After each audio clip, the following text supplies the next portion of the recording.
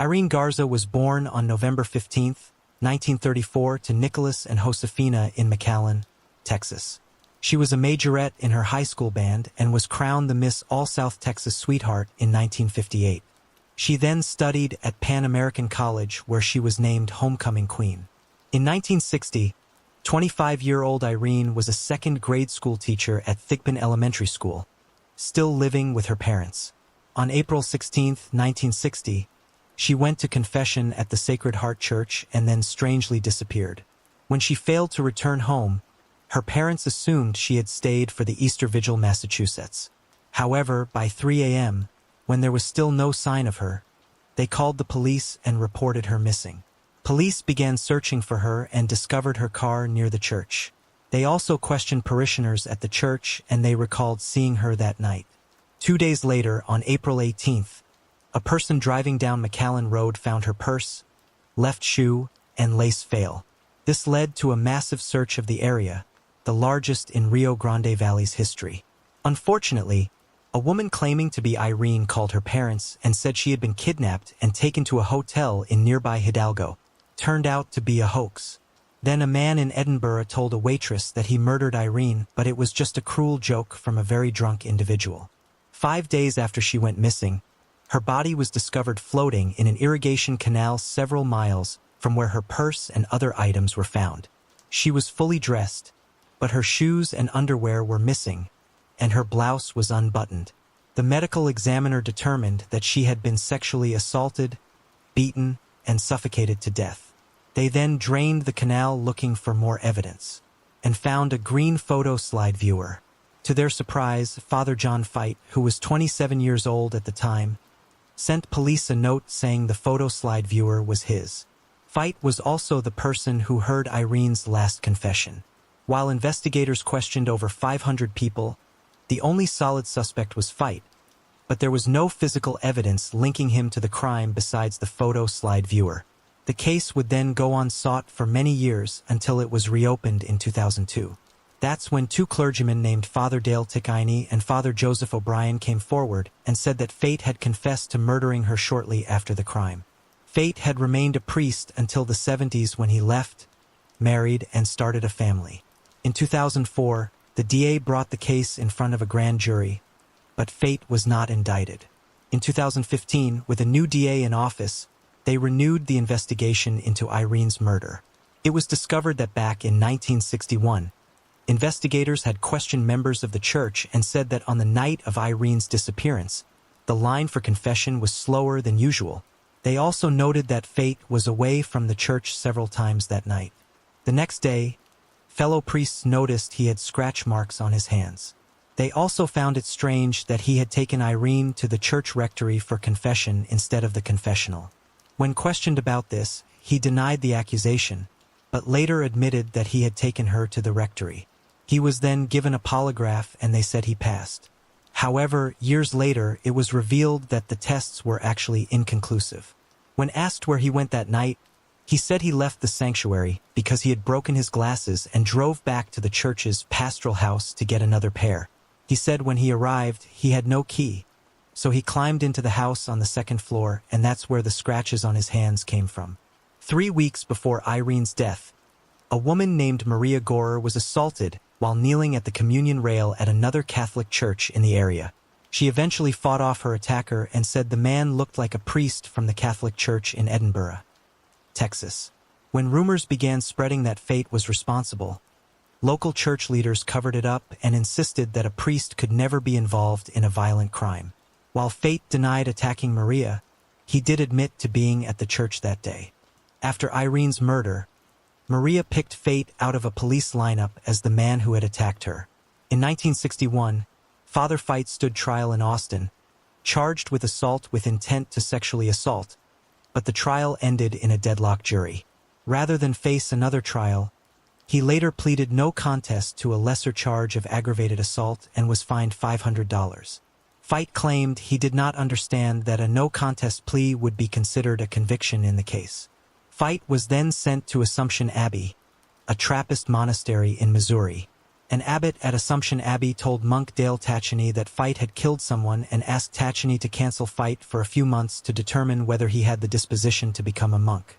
Tacheny said that Fight confessed to hurting a young lady and murdering another one, but he said it was not his job to judge him at the time. He then kept the secret to himself until 2002. Since Fight did not enjoy the lifestyle at Assumption Abbey, he was sent to a treatment retreat for troubled priests in Jemez Springs, New Mexico. He then became a staff member and eventually worked his way into a supervisor role. While there, he cleared non-child abuser Father James Porter, who went on to abuse more than 100 children and was later arrested and sentenced to prison for those crimes. Finally, in February 2016, 83-year-old Fate was arrested and charged with her murder. At the time, he was living in Arizona and had to be extradited back to Texas. On December 7, 2017, 57 years after her brutal murder, Veit was found guilty and sentenced to life in prison. However, he wouldn't be in prison long because he died of natural causes in February 2020.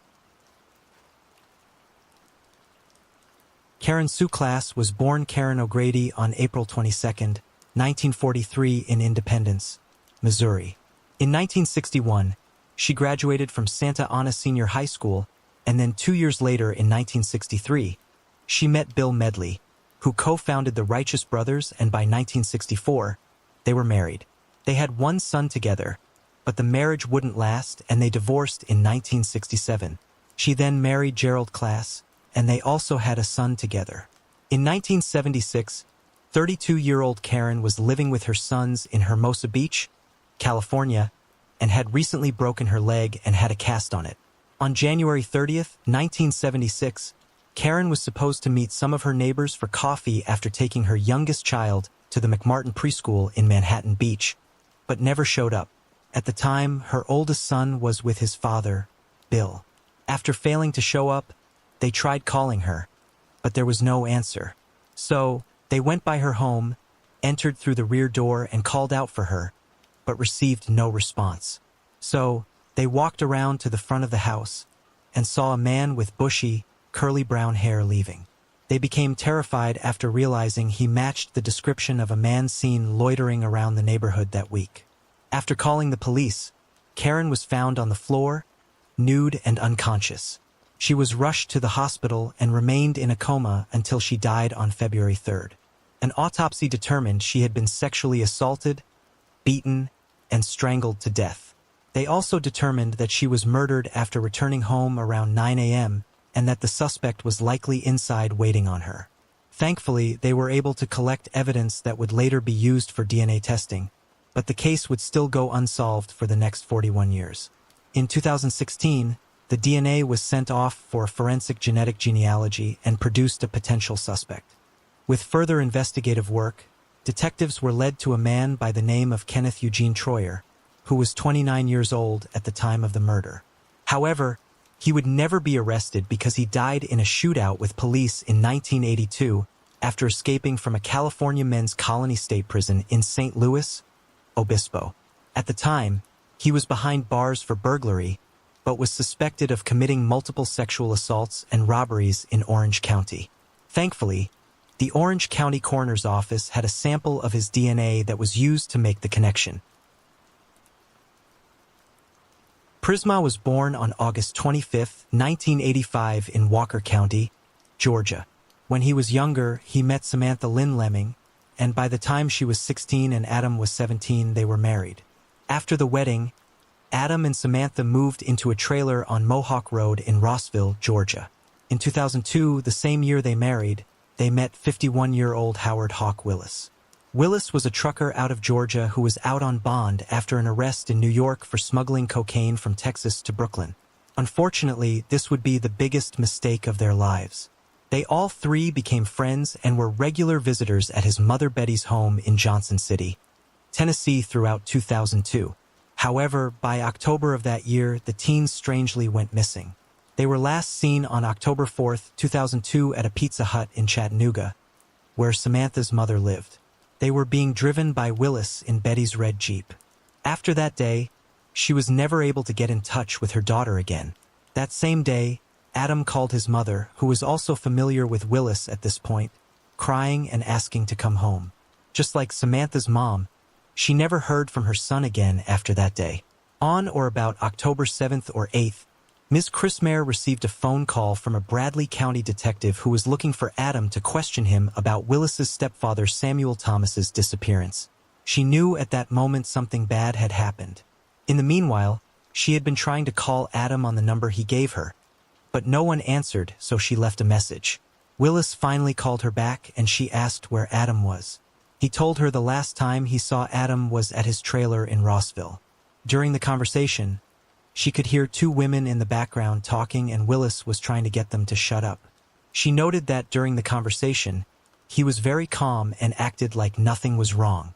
Willis was scheduled to meet with law enforcement in Bradley County on October 4, 2002, but called and said he couldn't make it. When he arrived on October 8, 2002, they asked if he knew where Adam and Samantha were. He said he hadn't seen them since the 4th and thought they were possibly at their home in Georgia. At that point, they began suspecting he was involved in their disappearance. On October 10, 2002, they arrested Willis on federal drug charges at his aunt's home in Johnson City. Once in jail that day, they recorded a conversation between him and his mother, Betty, where she referred to a storage unit and Willis quickly told her to shut up. Investigators began calling around and found that Betty had rented Unit X47 at the 24-hour self-storage facility in Johnson City, Tennessee. Officers went to the unit, but it was padlocked. However, they could smell the scent of decay. After obtaining a search warrant and opening the unit, they sadly found Adam and Samantha's bodies. They were found inside 50-gallon plastic totes and had been dead for a few days. Some of Adam's remains were missing and later found by a fisherman during a fishing tournament on Boone Lake.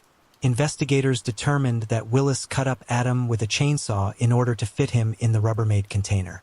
It's believed that Adam was murdered first, between October 6th and October 8th. As for Samantha, they estimate her death between October 7th and October 9th. On October 17, 2002, they searched his mother Betty's home and found a box of Winchester .32 caliber ammunition in an attached garage. It matched the same bullets that were used to kill Adam and Samantha. They also described her house as having a foul odor with flies and larvae present. Plus, the carpet had been ripped up. A few days later, they discovered the remains of his stepfather, Sam. After being arrested, his ex-wife, Wilda, went to the police station at 9 p.m. and spoke with detectives. It was during that conversation that they agreed to work together to try and get a confession recorded.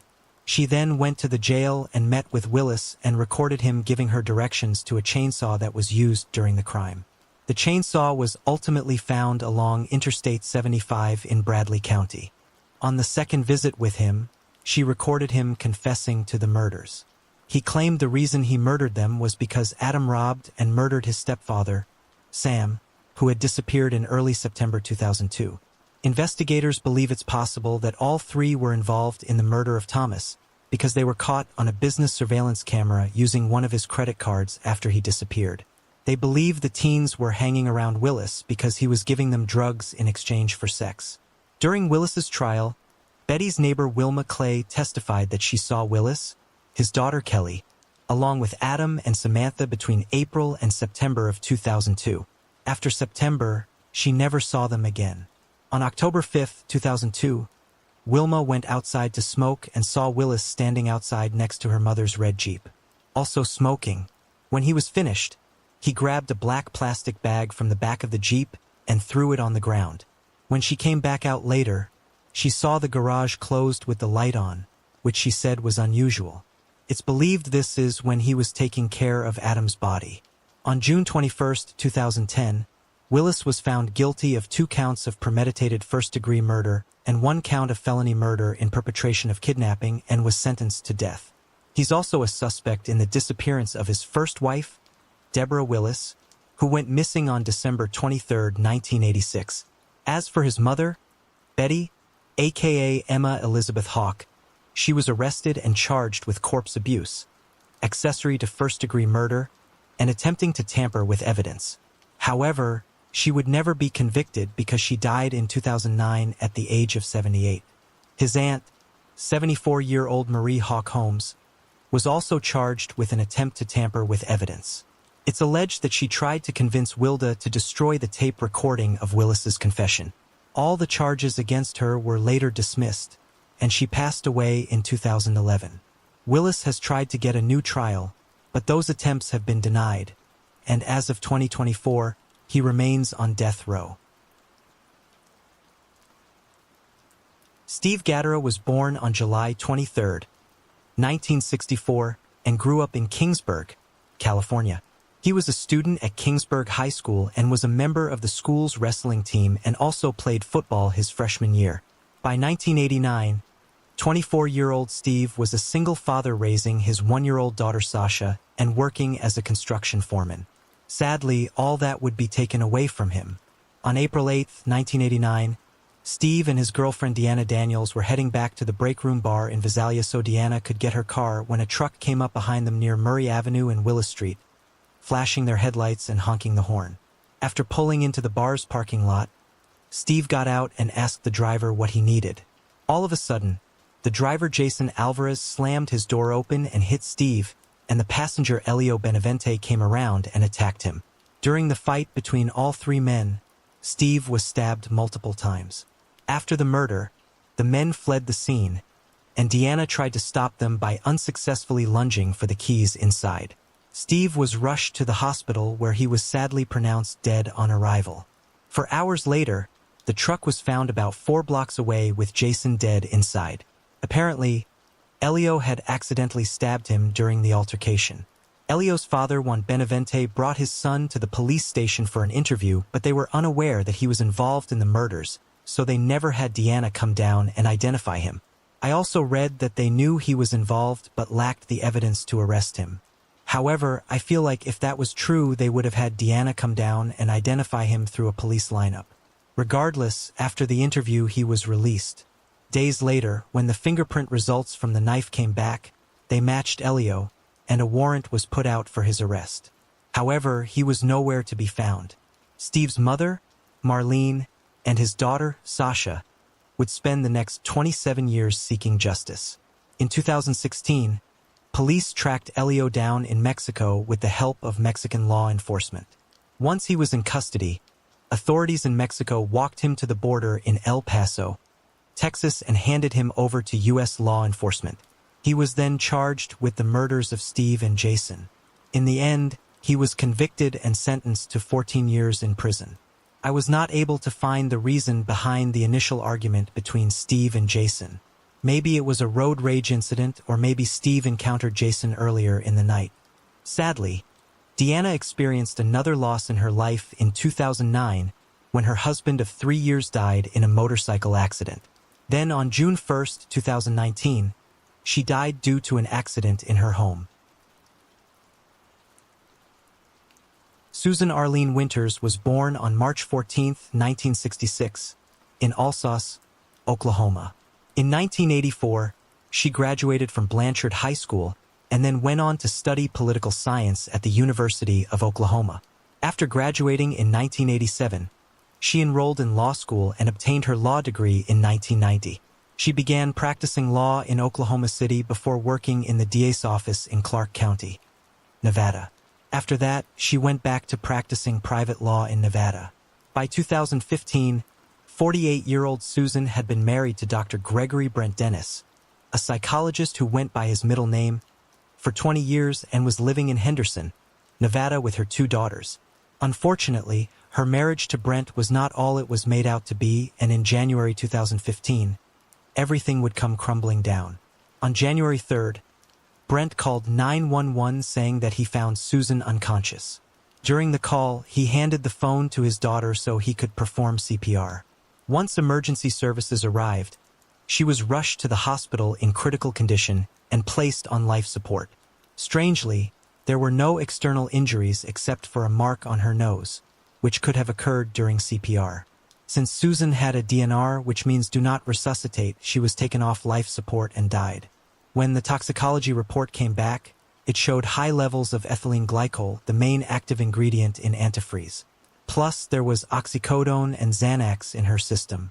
Brent was brought in for questioning and said that Susan had been depressed and had talked about taking her own life. He said on the day he found her unconscious, he took the girls shopping to get them out of the house. And when he returned at 10:30 p.m., he found her asleep with the laptop nearby. He claimed that he saw a search about using antifreeze to kill herself. Believing she was passed out from drinking, he unsuccessfully tried to wake her. That's when he claims he called 911. The couple's daughters also confirmed Susan's state of mind. After the medical examiner received the toxicology report, he ruled that she took her own life using oxycodone, Xanax, and ethylene glycol. The case was then subsequently closed. Thankfully, her parents didn't believe the ruling and decided to hire a team of private investigators to look into the case. They couldn't get past the fact that Susan was not prescribed oxycodone and didn't know how she got access to it. The first thing the private investigators did was question Brent as to why he took Susan off life support so quickly and then had her cremated once she died, which loved ones didn't find out about until her funeral on January 9th. His explanation for the cremation was that he injured her nose while trying to resuscitate her. At that point, the private investigators knew they needed to put Brent under constant surveillance, so they spent 15 hours a day, 7 days a week watching him. During that time, they observed him traveling to an area of Las Vegas known for prostitution and drug activity. He was also spending time at the Orleans Hotel and Casino. They watched as he took an elevator to the upper floor of the hotel, returning 10 minutes later. They theorized that he was getting drugs from someone at the casino several times a week and sometimes twice a day. They had also witnessed him doing drugs in a car in a parking lot. If all this was true, he had a very expensive drug habit. Now they had a possible motive, money. So they looked into the couple's financials and discovered that Susan had an insurance policy. Grant had even reached out to the company to make sure it would pay even if she took her own life. That insurance policy ultimately paid $1 million. He had also drained $180,000 from her personal bank account. Equipped with the new evidence, they went to a civil attorney but were told they needed even more proof. So investigators went to great lengths to discover the name of the person he was visiting at the hotel. That person turned out to be Jeffrey Crosby, who had a prior conviction of drug trafficking. Once the civil attorney, Tony Segro, was on board, a wrongful death suit was filed. Segro then submitted a subpoena to get their computer, and based on the timestamps from the search history for Anna Fries, it was determined that Brent, not Susan, performed the internet searches. During the civil trial, Brent took the stand and was asked if Susan had threatened to expose his drug use 2 to 3 days before her death. But he responded that he had no clear memory of that. While he was forthcoming about his drug use, he was unaware that private investigators had caught him on camera getting the drugs. They had also obtained proof that Susan tried to call the drug dealer herself a couple of days before she died. She was most likely trying to figure out the details of her husband's drug use, given some of the details that emerged during the deposition. The Henderson Police Department decided to reopen the case and assigned a new detective. That detective determined from Brent's cell phone records that he contacted Crosby the night Susan died and had gone to the hotel. It's believed that's where the oxycodone came from. They also learned that Brent was buying medication from his patients. Because of this, they believe he murdered Susan because he was afraid that a divorce would reveal his drug use, and caused him to lose his medical license, ultimately destroying his life. The Clark County Coroner's Office re-reviewed the evidence and changed her cause of death to undetermined instead of taking her own life. Brent was then arrested and charged with Susan's murder on February 2, 2017, 2 years after she died. In the end, he pleaded guilty to voluntary manslaughter and was sentenced to 3 to 10 years in prison. Unfortunately, he will be eligible for parole next year on May 4, 2025. In 2020, 37-year-old Amanda Davis, a member of the Pyramid Lake Paiute tribe, was living in Nixon, Nevada with her 3 children. Amanda was described as a devoted mother who always fought to protect her children. She was also pregnant with her 4th child by her boyfriend, 36-year-old Michael Burciaga. She was super excited about the pregnancy and had already picked out the name Ezra Aaron Davis. Sadly, all that would be taken away from her in December of 2020. Shortly after midnight on December 15th, Amanda's 15-year-old daughter called the police to report that her mom had been stabbed. When officers arrived, the kids told them that Michael had stabbed their mother. When they went into the bedroom, they sadly found Amanda lying face down. When Michael first stabbed Amanda, her 8-year-old son had witnessed it and ran and woke up his older sister. All three kids then rushed to check on their mother and thankfully found her still alive in her bedroom. In a panic state, they decided to barricade the door with a dresser. Unfortunately, the dresser didn't block the entire door, and when Michael came back to finish Amanda off, he was able to break through the top half. Amanda tried to fend him off with a baseball bat by hitting his hand, but he was still able to get through. Even Amanda's daughter tried hitting him with a lamp, but nothing worked. After a second attack on Amanda, he fled the home. While the officers were on the scene, the kids started screaming. And I quote, "He's back, he's back." They rushed them into the kitchen and went outside to find Michael standing there.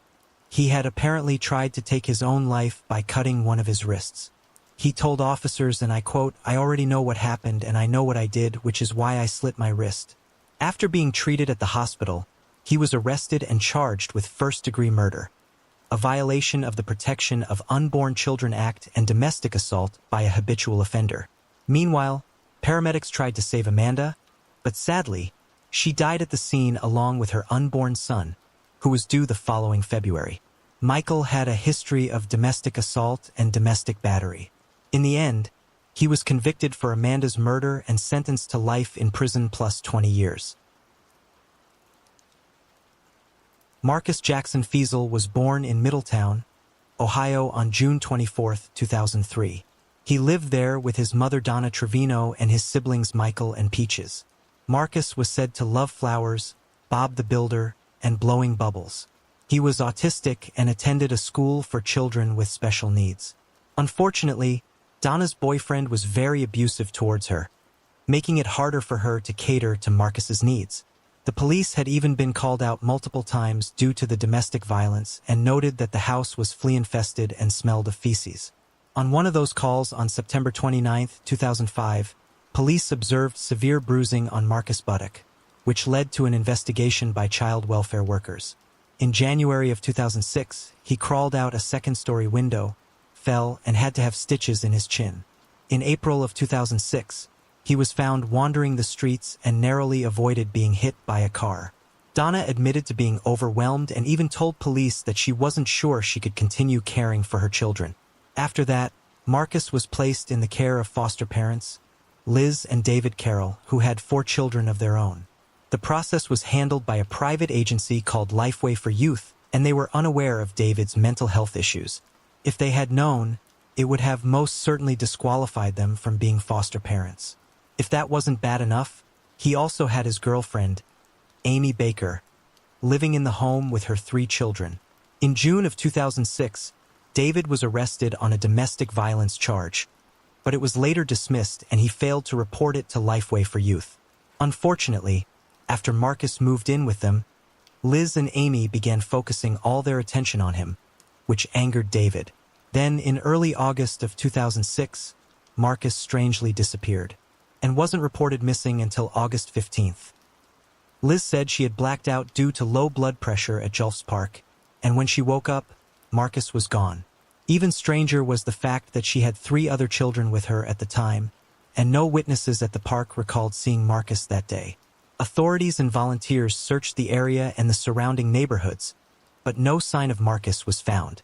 At this point, the investigators were questioning Liz's story, and she most likely knew it because on August 22, 2006, she held a press conference and appealed to the public for Marcus's return.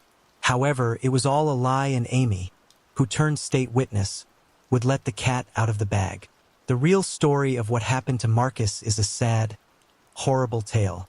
Liz, David, and Amy were heading to a family reunion in Williamstown, Kentucky that took place from August 4th through August 6th.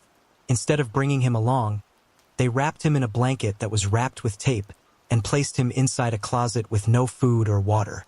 When they returned at the end of the weekend, Marcus was dead.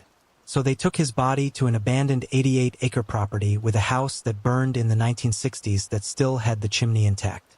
Once there, They put the remains inside the chimney and continued burning them until very little remained. When they felt the remains could be burned no further, they collected what was left and dumped them in the Ohio River. When investigators searched the abandoned property, they found bone fragments still inside the chimney. Those fragments were tested and positively belonged to Marcus. On August 28, 2006, Liz and David were brought in front of a grand jury.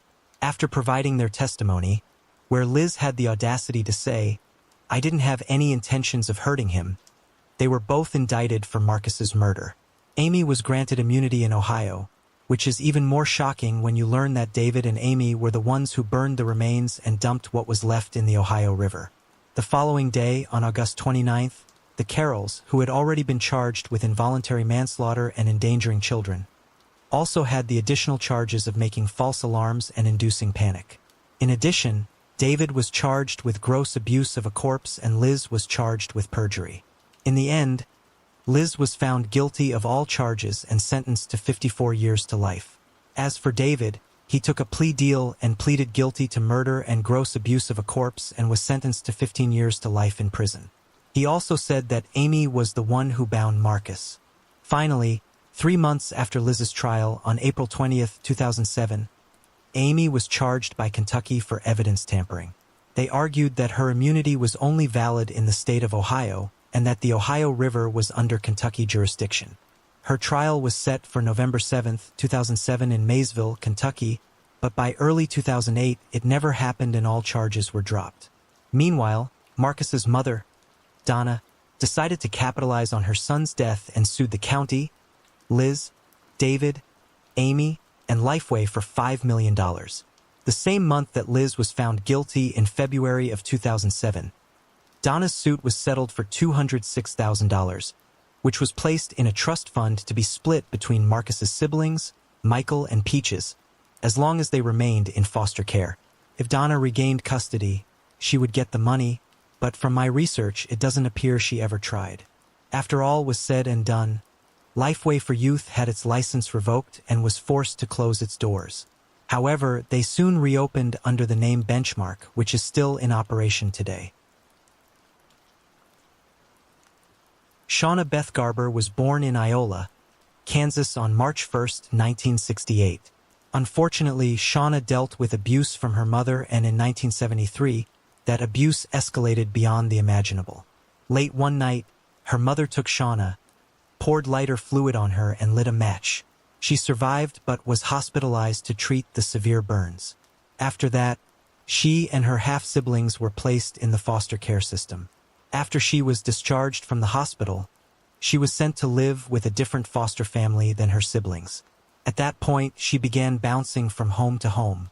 A few months after all the children were placed with different foster families, in March of 1974, caseworkers gathered Shauna and Rob to celebrate their birthdays, which were only 2 days apart.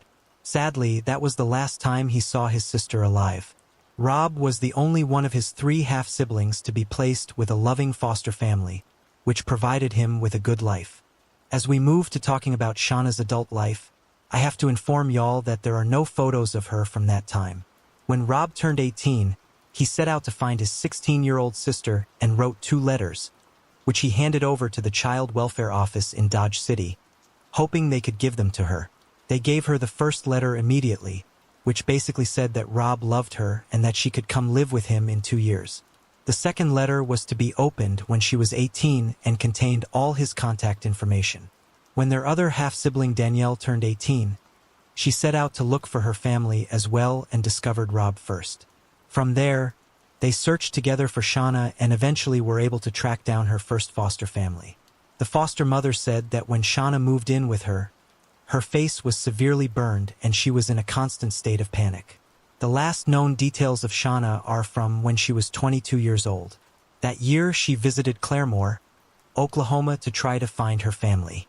However, unable to find her half-siblings, she ended up working in McDonald County, Missouri, a couple of hours away. Sadly, she would never get to see her half-siblings again.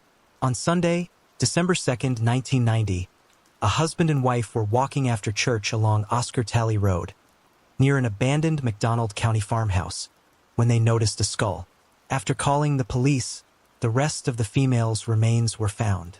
The woman's body had been bound with several materials including a phone cord, nylon rope, and a clothesline. Also, her hands had been bound behind her back and tied to one foot. An autopsy revealed that she had been sexually assaulted and murdered about 6 weeks before being found. The green parachute cord used to strangle her was a military issue sold in the 1990s.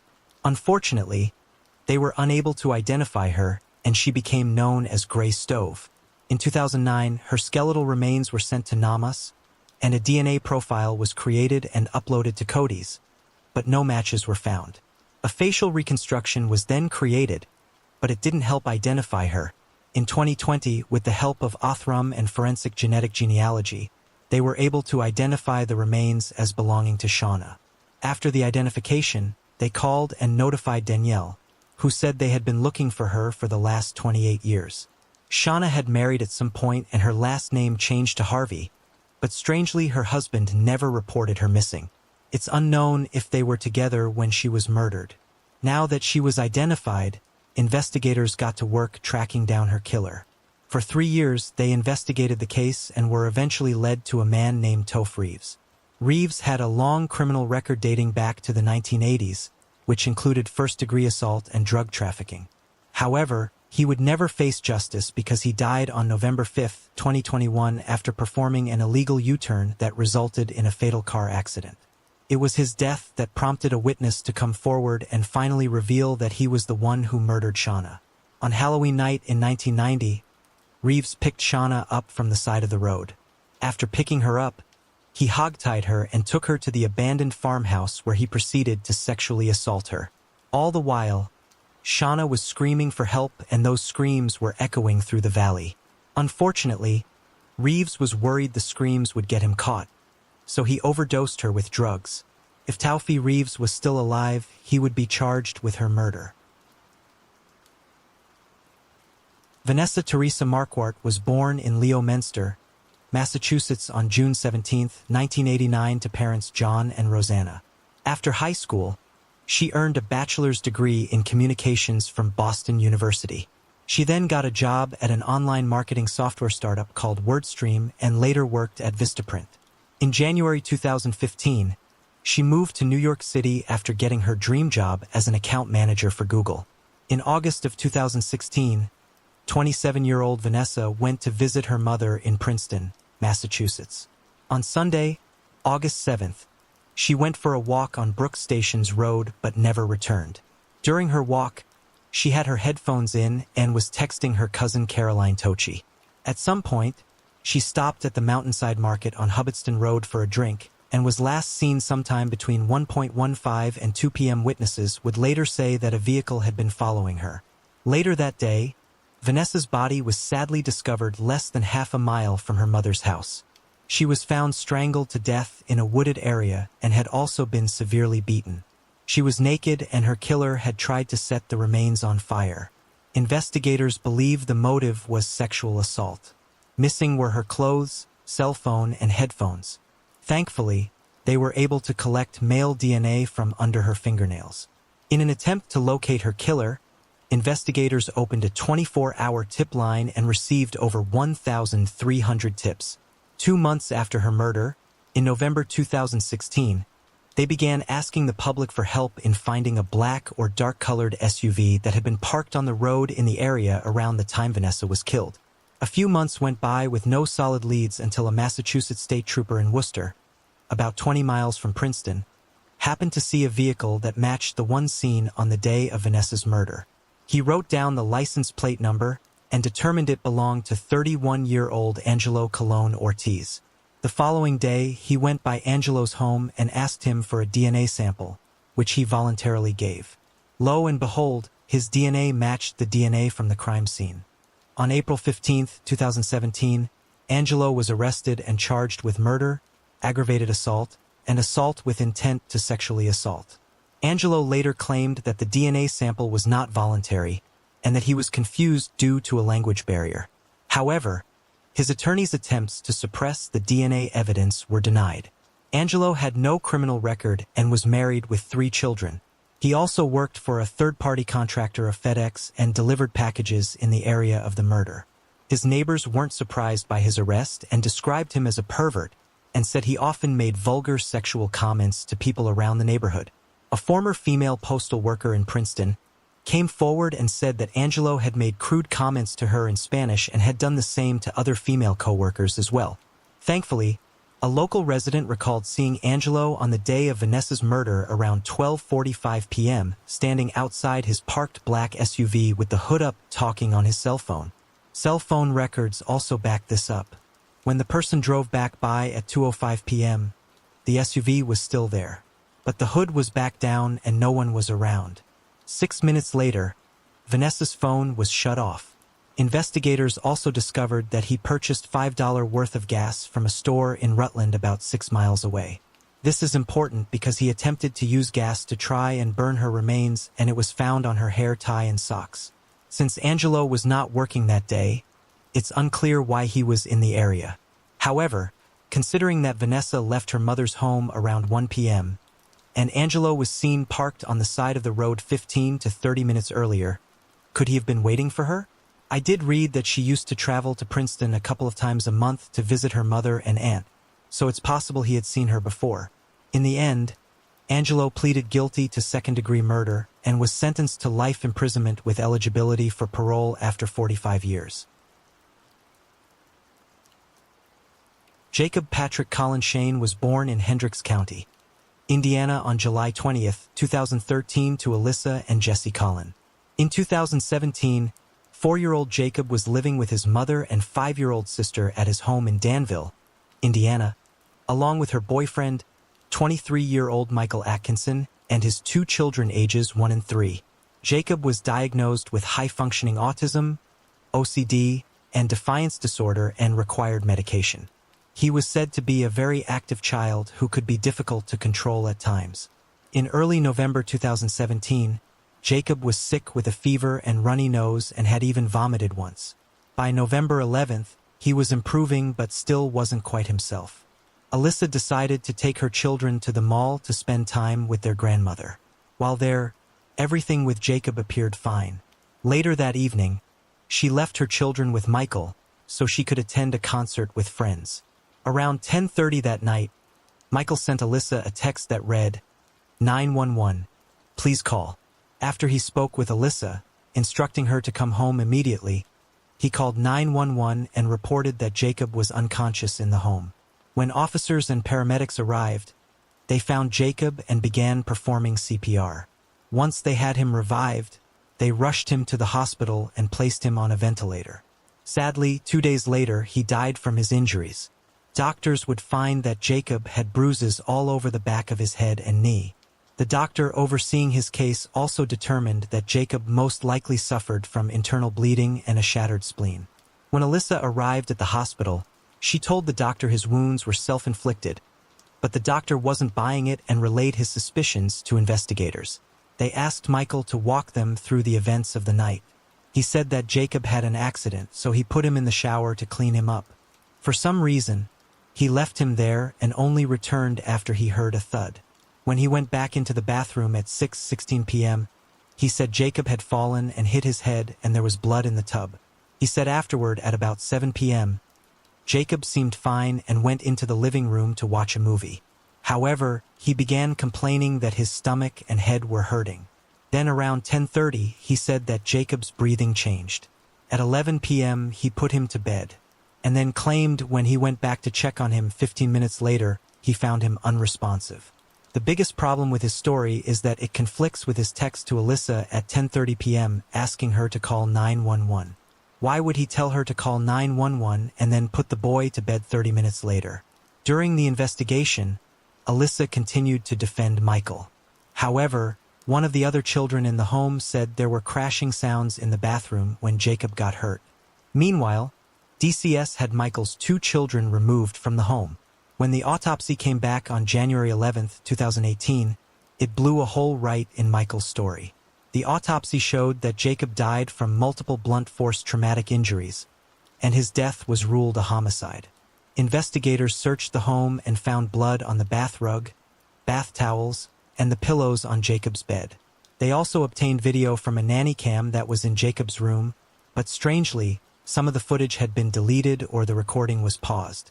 Regardless, the video they did have didn't show Michael coming back to check on Jacob. Michael was then arrested and charged with aggravated battery, resulting in the death and neglect of a dependent.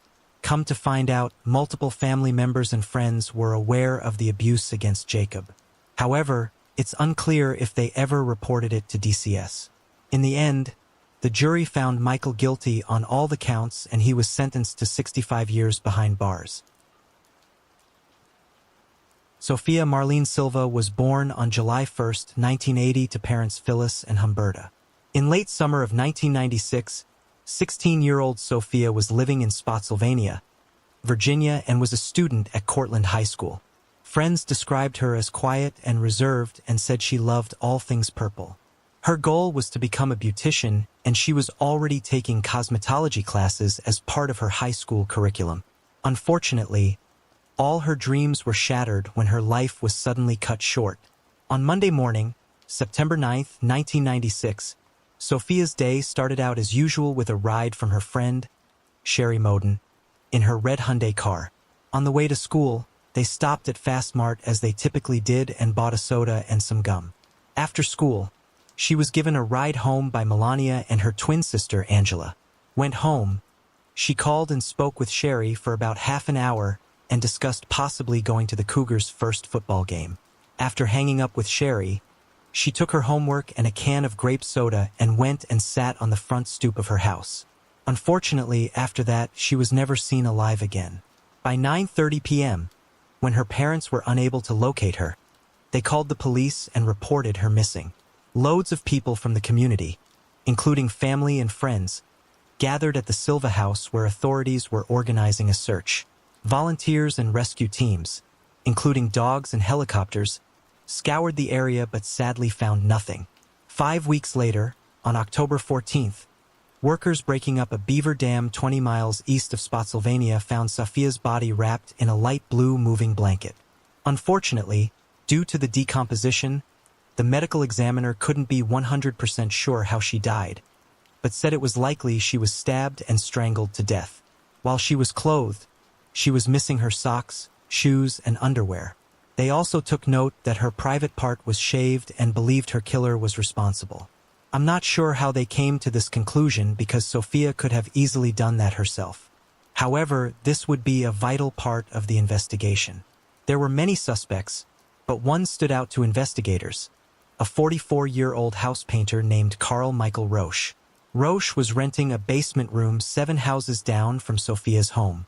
His landlord told police that Roche would sit in his van and watch the neighborhood kids. He also said that as soon as Sofia went missing, his behavior changed. He began to drink heavily and then abruptly moved out 2 weeks later, leaving behind some of his belongings. Investigators were able to get a search warrant to search Roche's van and were able to collect fiber evidence. They also spoke to his ex-wife, 34-year-old Sharon Home, and asked if she had ever been abused by him or forced to shave her private part, and she said no. Meanwhile, Roche had moved to Florida, unaware that investigators were looking for him. So his ex, Sharon, called and told him he needed to come back to Spotsylvania. So he packed his stuff and headed back to Virginia, arriving around Thanksgiving 1996. Police immediately arrested him because of an outstanding charge for shoplifting a VCR. While in jail, he allegedly began taking credit for Sofia's murder. To this day, he denies this. By January 8, 1997, investigators got the break they were looking for when fibers from Roche's van matched fibers found on Sofia. He was then indicted and charged with abduction with intent to defile and murder. They were moving forward with the fiber evidence, even though the DNA evidence didn't conclusively implicate him. So they began thinking there was more than one contributor and said that she possibly had sex with her boyfriend before she was murdered. However, her friends said she wasn't sexually active and didn't even have a boyfriend. If there was only one contributor, then it basically ruled Roche out. 8 months after Sofia's murder, on May 1, 1997, sisters 12-year-old Katie and 15-year-old Christy Lisk disappeared. 5 days later, their bodies were found floating in the South Anna River, 40 miles south of Spotsylvania. Just like Sophia, there was little to no evidence, besides some fibers and a couple of strands of hair. Investigators also insisted that the cases were not linked, most likely because Roche was still in jail and they felt they already had their man. This wasn't helped by the forensic examiner Robin McLaughlin, who insisted the fibers found in his van matched those found on Sophia. It would later be revealed that the fibers never matched, and in the end, McLaughlin lost her job for the error. Plus, there was only one contributor, which means they were holding an innocent man in jail. At that point, all charges against Roche were dropped. As for Katie and Christy, the fibers found on them were pink, which made FBI Special Agent Doug Diedrich believe they came from some kind of bath rug. There were also dark blue acrylic fibers found on all three girls. They also noted that the oldest sister's private part was shaved just like Sophia's. They began to wonder if that was the serial killer's signature. This idea began to solidify once forensics discovered loose, shaved hair in Christie's shorts. With the new evidence linking the cases, they were certain a serial killer was wreaking havoc on Spotsylvania. Unfortunately, the case would then go unsolved for 5 years. That is until June 2002, when 15-year-old Kara Robinson was out watering flowers in her front yard and was abducted in broad daylight in Columbia, South Carolina. The girl was forced by her kidnapper into a container that he put in the trunk of his car. He then drove her to his apartment where he handcuffed her and then repeatedly sexually assaulted her for the next 18 hours. Thankfully, when 38-year-old Richard Mark Avonis fell asleep, the girl was able to escape. She then led the police back to the apartment, but Avonis had already fled. Authorities called up to him 2 days later in Sarasota, Florida. However, he would never be taken into custody because he took his own life after being trapped in his vehicle following a high-speed police chase. Richard Mark Edward Avonis was born to Joseph and Tess on July 29, 1963 in Columbia, South Carolina, the oldest of 2 siblings. Richard's home was very dysfunctional, with his father, Joseph, being responsible for most of the abuse against the children. Joseph was an alcoholic who was frequently passed out due to his excessive drinking. When Richard was 6 years old, Joseph drowned his dog in front of him and then attempted to drown him. Both Richard's wives said he would wake up from horrible nightmares involving his father. Richard's sister Jennifer said their father ran the house like a prison. She said he was a very sadistic man who would beat them if they didn't get straight A's in school.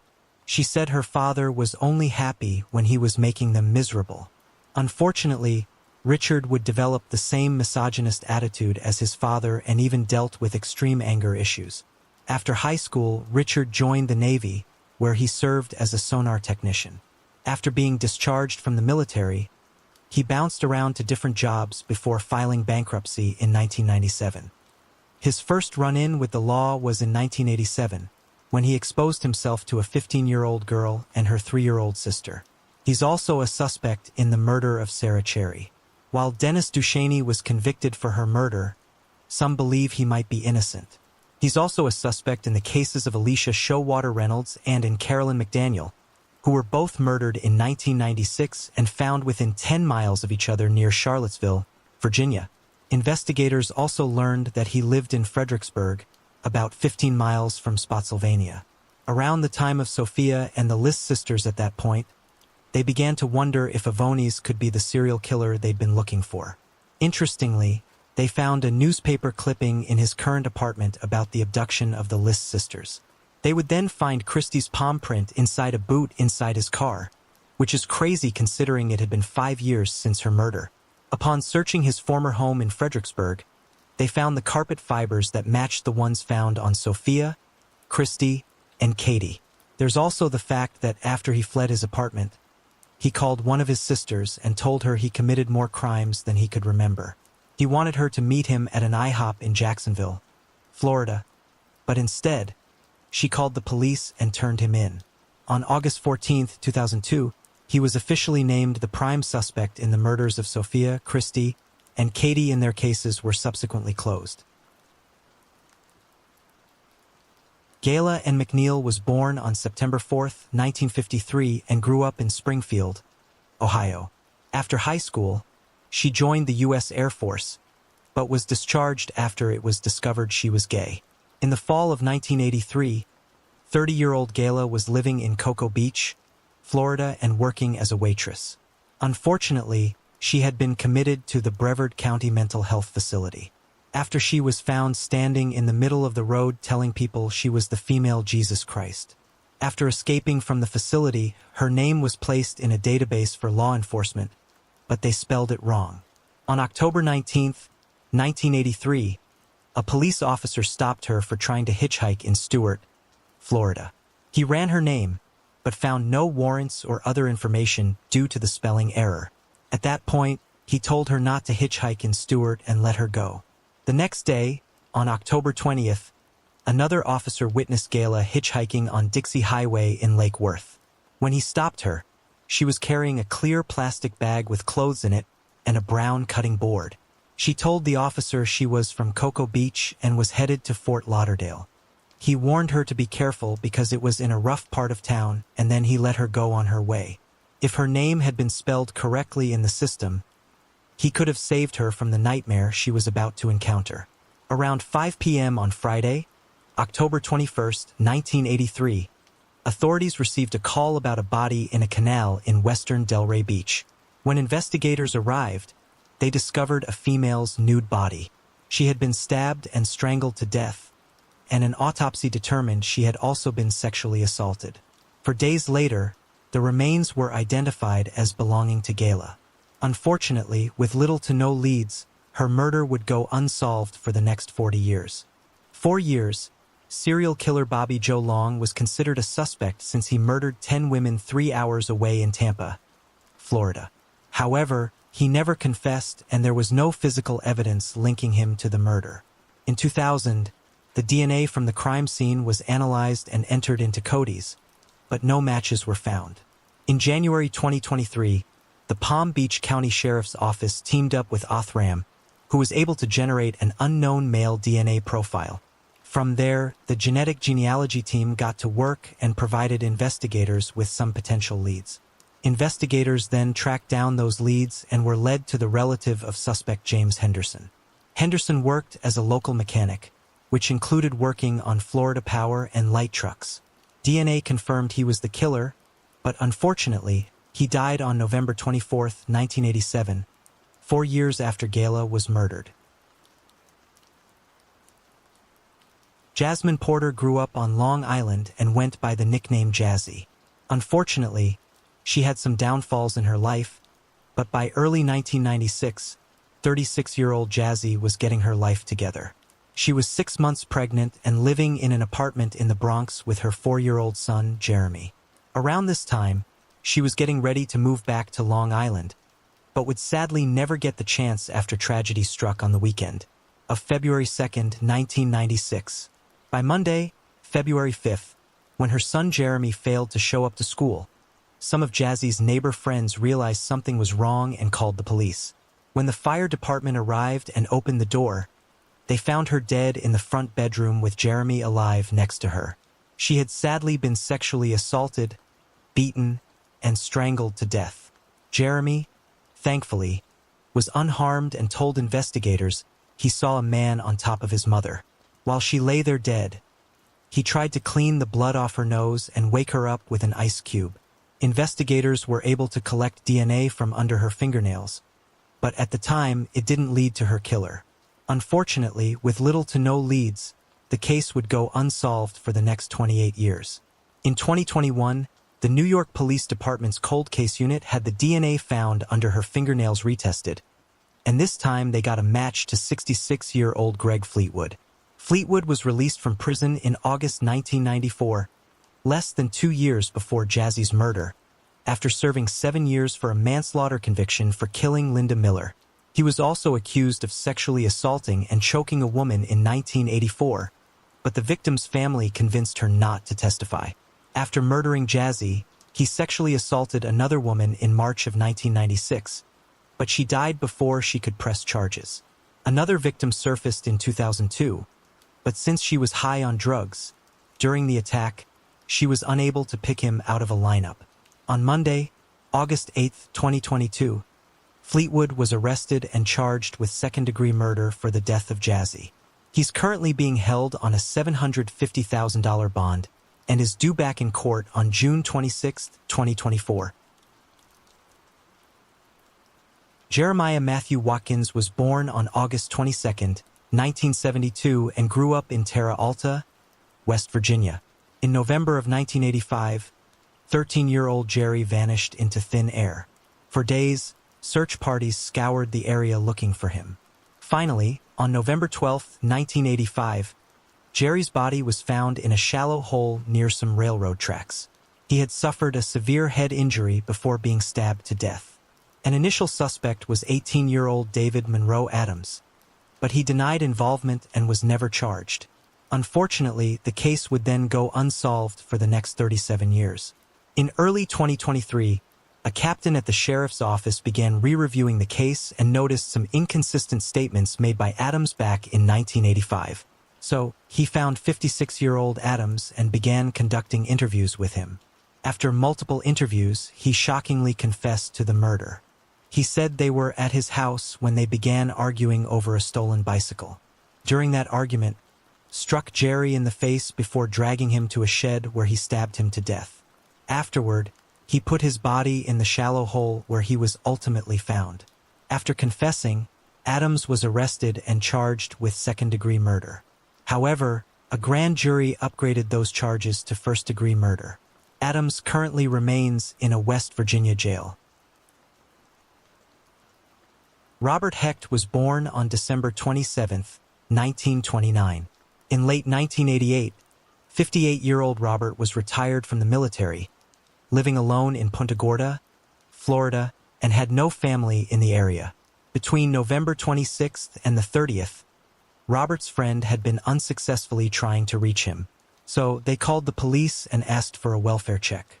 On November 30th, 1988, at 2:07 a.m., police entered Robert's house and sadly found him dead on the couch.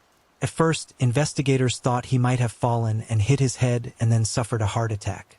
However, an autopsy would show that the head injury was from a blunt object, and they subsequently ruled his death a homicide.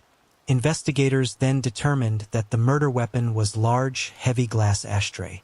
They also estimated he was murdered sometime between November 26th and 27th. It was also discovered that Robert's brand new 1989 Lincoln Town car was missing. The car was later found on December 1st, parked on Main Street in Lenoir, North Carolina. It was estimated that the car had been parked there since around November 29th. However, it didn't put them any closer to Robert's killer. At that point, investigators were at a loss until some of his friends reported seeing Robert with a man by the name of Ray. They were seen together at the Oyster Bar in Fisherman's Village on November 26th. One of Robert's friends said the two men were heading to one more bar before heading home. That night, told people he was from Kentucky and Tennessee but had separated from his wife and had a 14-year-old daughter. It is also of note that Robert's friends had never seen Ray before that night. However, they needed more than that to track him down. Thankfully, they found two cigarette butts, one inside Robert's home, near where he was found, and the other in his car. Since Robert didn't smoke, it was likely they belonged to this Ray person. Years later, these cigarette butts would prove vital in solving the case. Over 30 years later, in 2021, the DNA from the cigarettes was analyzed and uploaded to Cody's, but there were no matches. So they enlisted the help of Othram and their genetic genealogy team. From there, investigators were given a potential suspect, a man by the name of Kenneth Ray Miller. They brought in some of Robert's friends, who were shown a photo of Miller, and confirmed he was the man seen with Robert that night.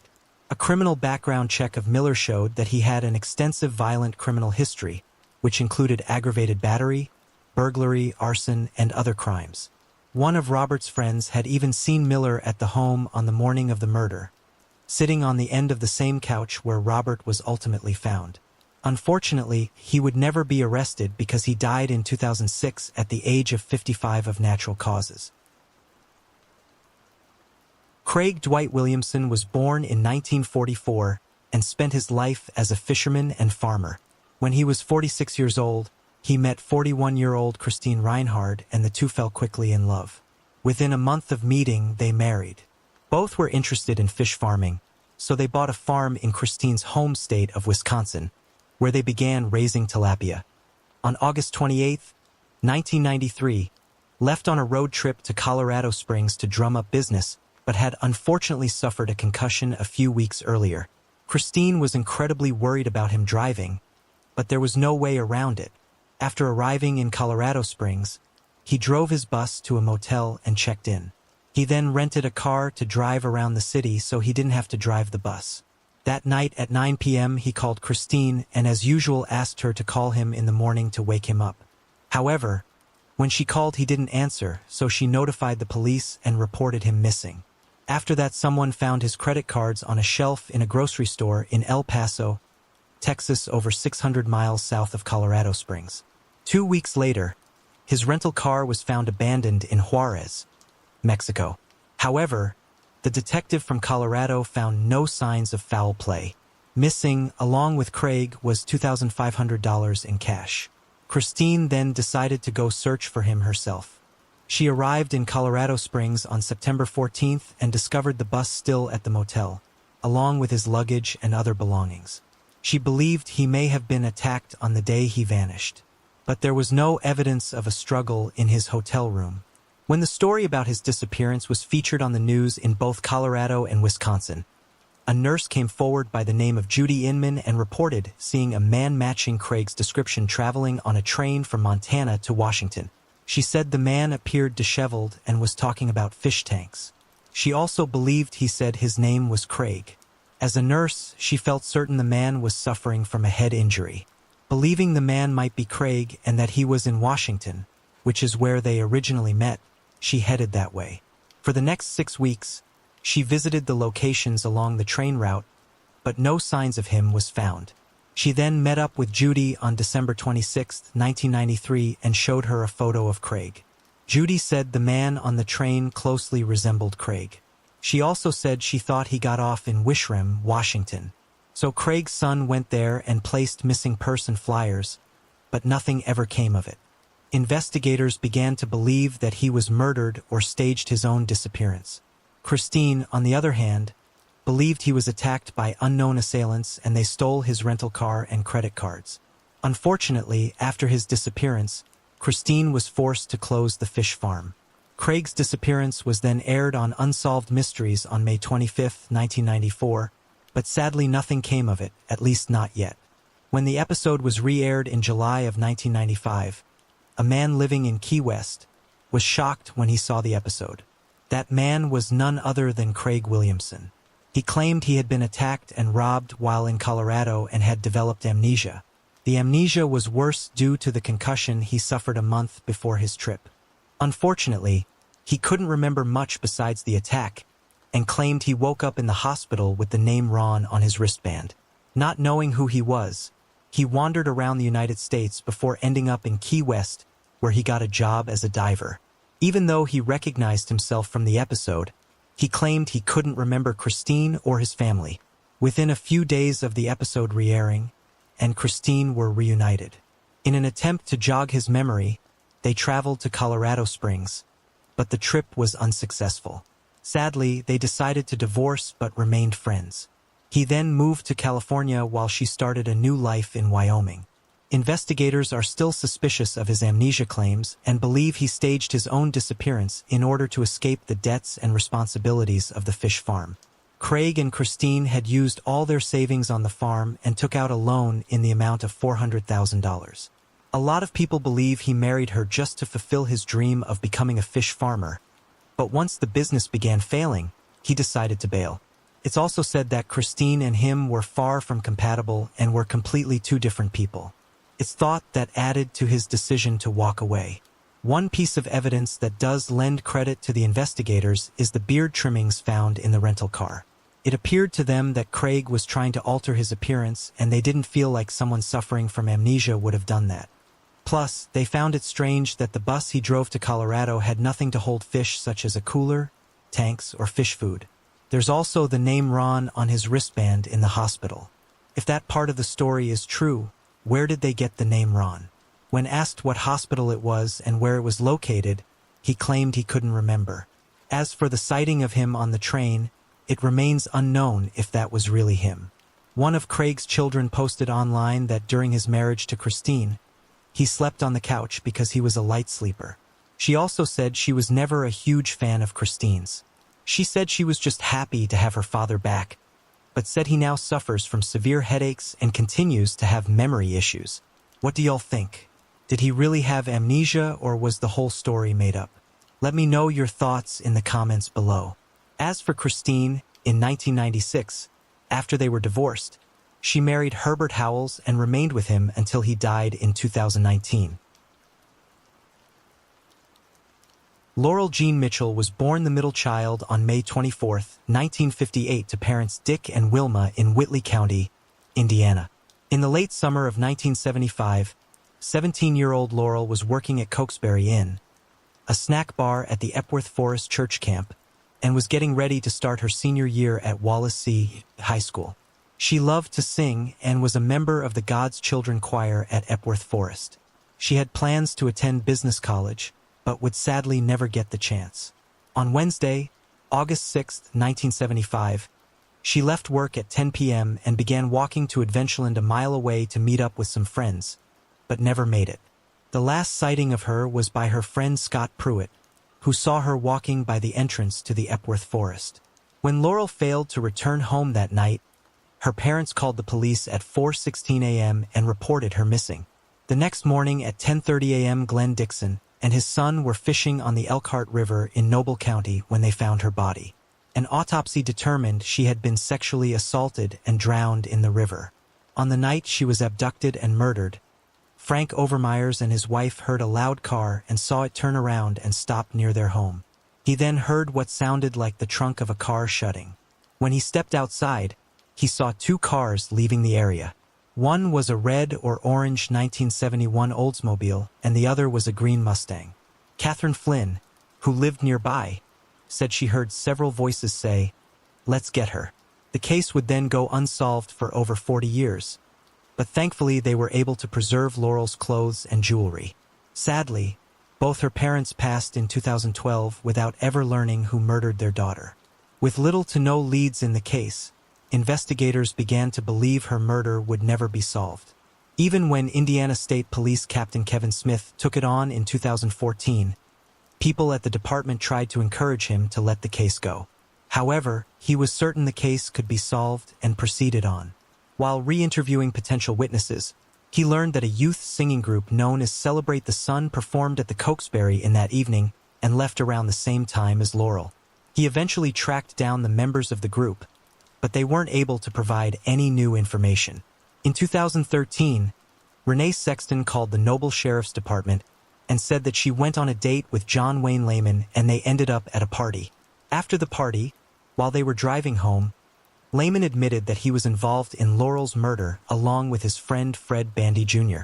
At the time, Renee was 16 and both Lehman and Bandy were either 19 or 20 years old.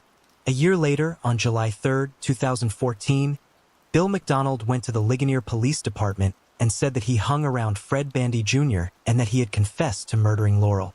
Then on September 25, 2019, Rick Johnson was interviewed by investigators and said that while at the party with McDonald, Bandy, Lehman, and some others, Bandy once again confessed to the murder and said that he and Lehman were both involved. Investigators were able to determine that Bandy owned a 1971 Oldsmobile at the time of the murder. In order to prove the men were involved, investigators sent Laurel's clothes off for DNA testing and by February 2020, a male DNA profile was generated. They then obtained a DNA sample from Bandy Jr., and it matched the DNA found on Laurel's clothes. On Monday, February 6, 2023, investigators arrested Bandy Jr. and Lehman and charged them with Laurel's murder. At the time of Bandy's arrest, he was on the sex offender registry for sex crimes against a minor. Lehman, on the other hand, had no criminal record. It will be interesting to see if Lehman is convicted since there is no DNA evidence against him. However, as of 2024, both men are awaiting trial. Lucille Minor Johnson was born on July 11, 1912 in Eureka, Utah. She graduated from the LDS Business College and then married Howard Johnson in 1933. Sadly, Howard passed away on August 5, 1989. In early 1991, 78-year-old Lucille was a mother, grandmother, and widow living in Holiday, Utah. She was also the president of Southern Utah Broadcasting and the president of a family investment real estate group called Investment Center. On February 2, 1991, her daughter Shirley England came by her mother's house and made a horrific discovery. Lucille was found lying in her bed, beaten and strangled to death. When investigators arrived, they found Lego bricks on the living room floor.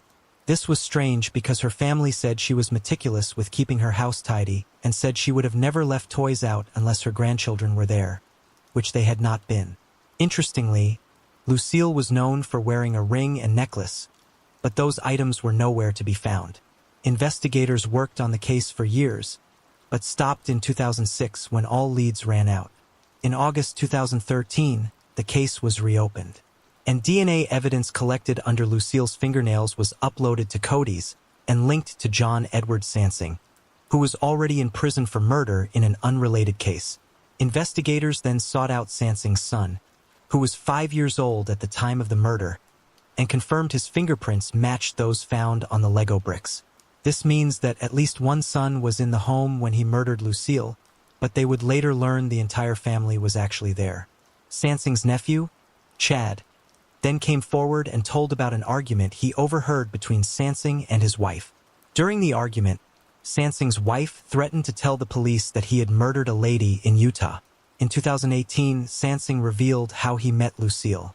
He said she brought her car in for service where he worked and had to leave it, so he gave her a ride back to her house. During the drive, he noticed she had on jewelry, which he figured he could sell for drug money, so he made a plan to come back and rob her. However, he didn't rob her on that day. Instead, he waited until February 2nd, found her phone number in the phone book, and called her. He said he was in the neighborhood with his family and that he was going to drop by. When he knocked on the door, she let him in and his family, including his wife, Kara, inside. Once inside, he asked to use the restroom, but instead began going through her rooms, looking for something to steal. However, she caught him in the act, so he murdered her.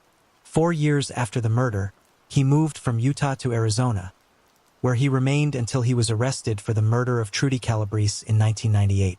Trudy's murder occurred on February 24, 1998, when Sansing called the Living Spring Assembly of God Church and requested food for him and his family. Trudy, a social worker who worked for the church, showed up with 2 boxes of food a little after 4 p.m., unaware that she was walking into a nightmare. Sansing had a drug addiction and planned to rob Trudy when she arrived, even informing his wife Kara of his plans. Once inside, Sansing, high on drugs, tied her up with the help of Kara and proceeded to beat and sexually assault her.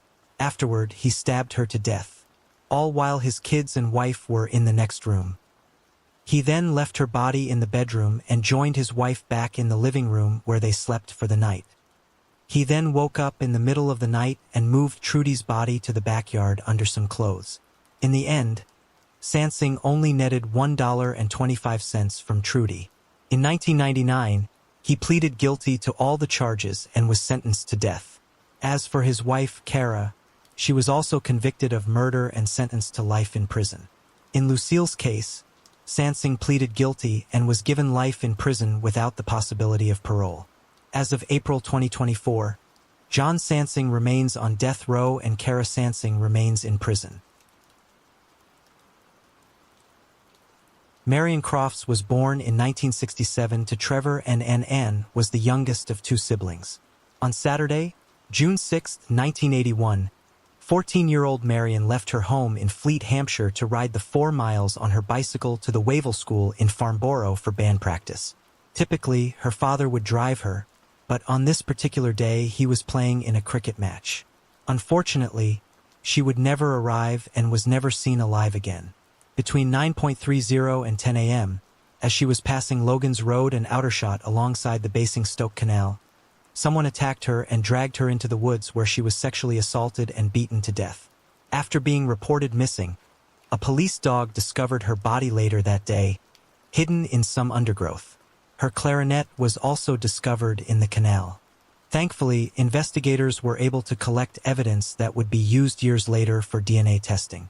Over the course of the investigation, Hampshire police said they questioned over 24,000 potential suspects, but everyone led to a dead end. Unbeknownst to them, one of those potential suspects was the actual killer. In 1999, a DNA profile was generated, but it didn't match to anyone in the UK DNA database.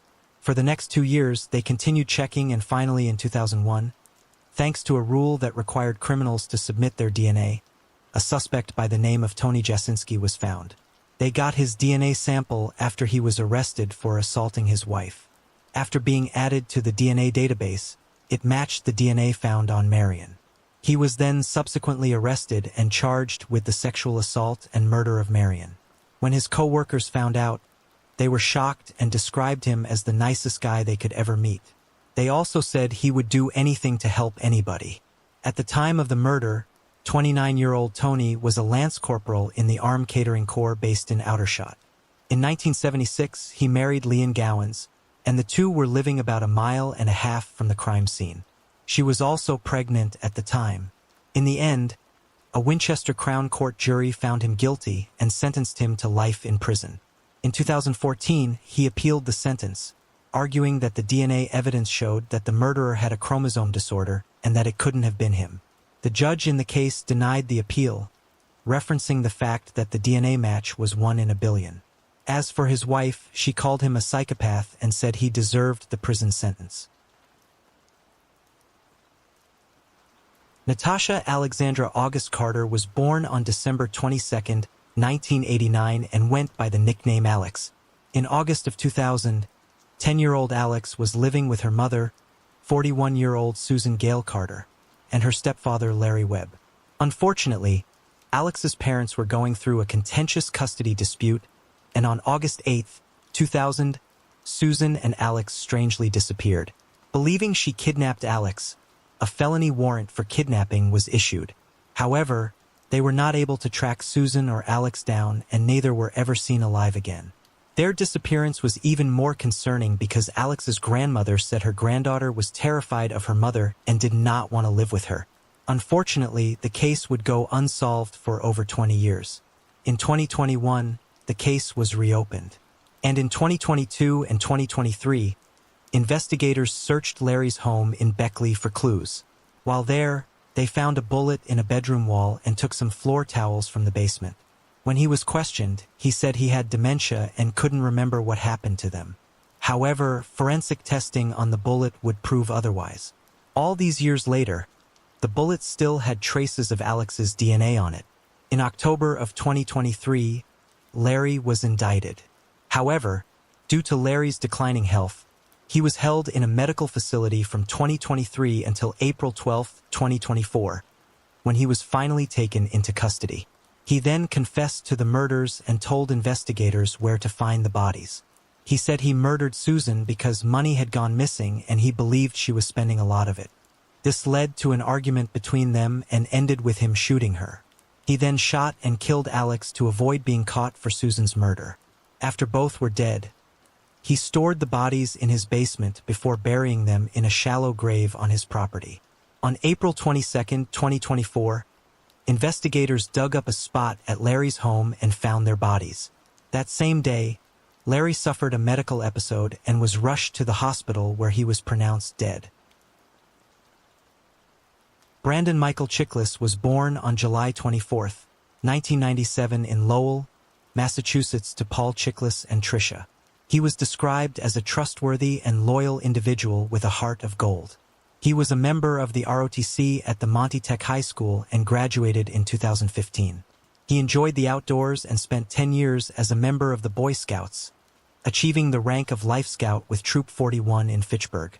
While in high school, he met and later began dating Julia Enright, a small-town girl with a desire to become a doctor.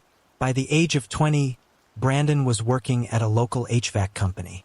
Then on June 23, 2018, he left Westminster, Massachusetts to visit his father in Windham, New Hampshire, but strangely never arrived. By the next day, when there was still no sign of him, his family reported him missing. A week later, his 2010 gray Honda Civic was found in the parking lot of a Hannaford supermarket in Ring, New Hampshire, with the keys inside and the doors unlocked. Then, over 2 weeks later, on July 10, 2018, his body was found by a jogger about 6 miles from where his car had been found. His remains were wrapped in a blanket and 2 dark trash bags that were duct-taped. The medical examiner used dental records to identify him and found numerous stab wounds on his body, ruling his death a homicide. State police detectives obtained call detail records for his cell phone, and it placed him at the Enright's home in Ashburnham from 11:30 a.m. to 3 p.m. on June 23, 2018, and that's where his phone activity ceased. Investigators then asked Julia to come in for questioning, which she did on July 13, 2018. While there, police seized her car after Trooper Sean Murphy said he walked around the Prius looking for any dents or damage and saw dark stains on the floor mat behind the driver's seat that he believed could be blood. A briefcase or computer bag was also seen in the back seat. Police later obtained a search warrant for the vehicle.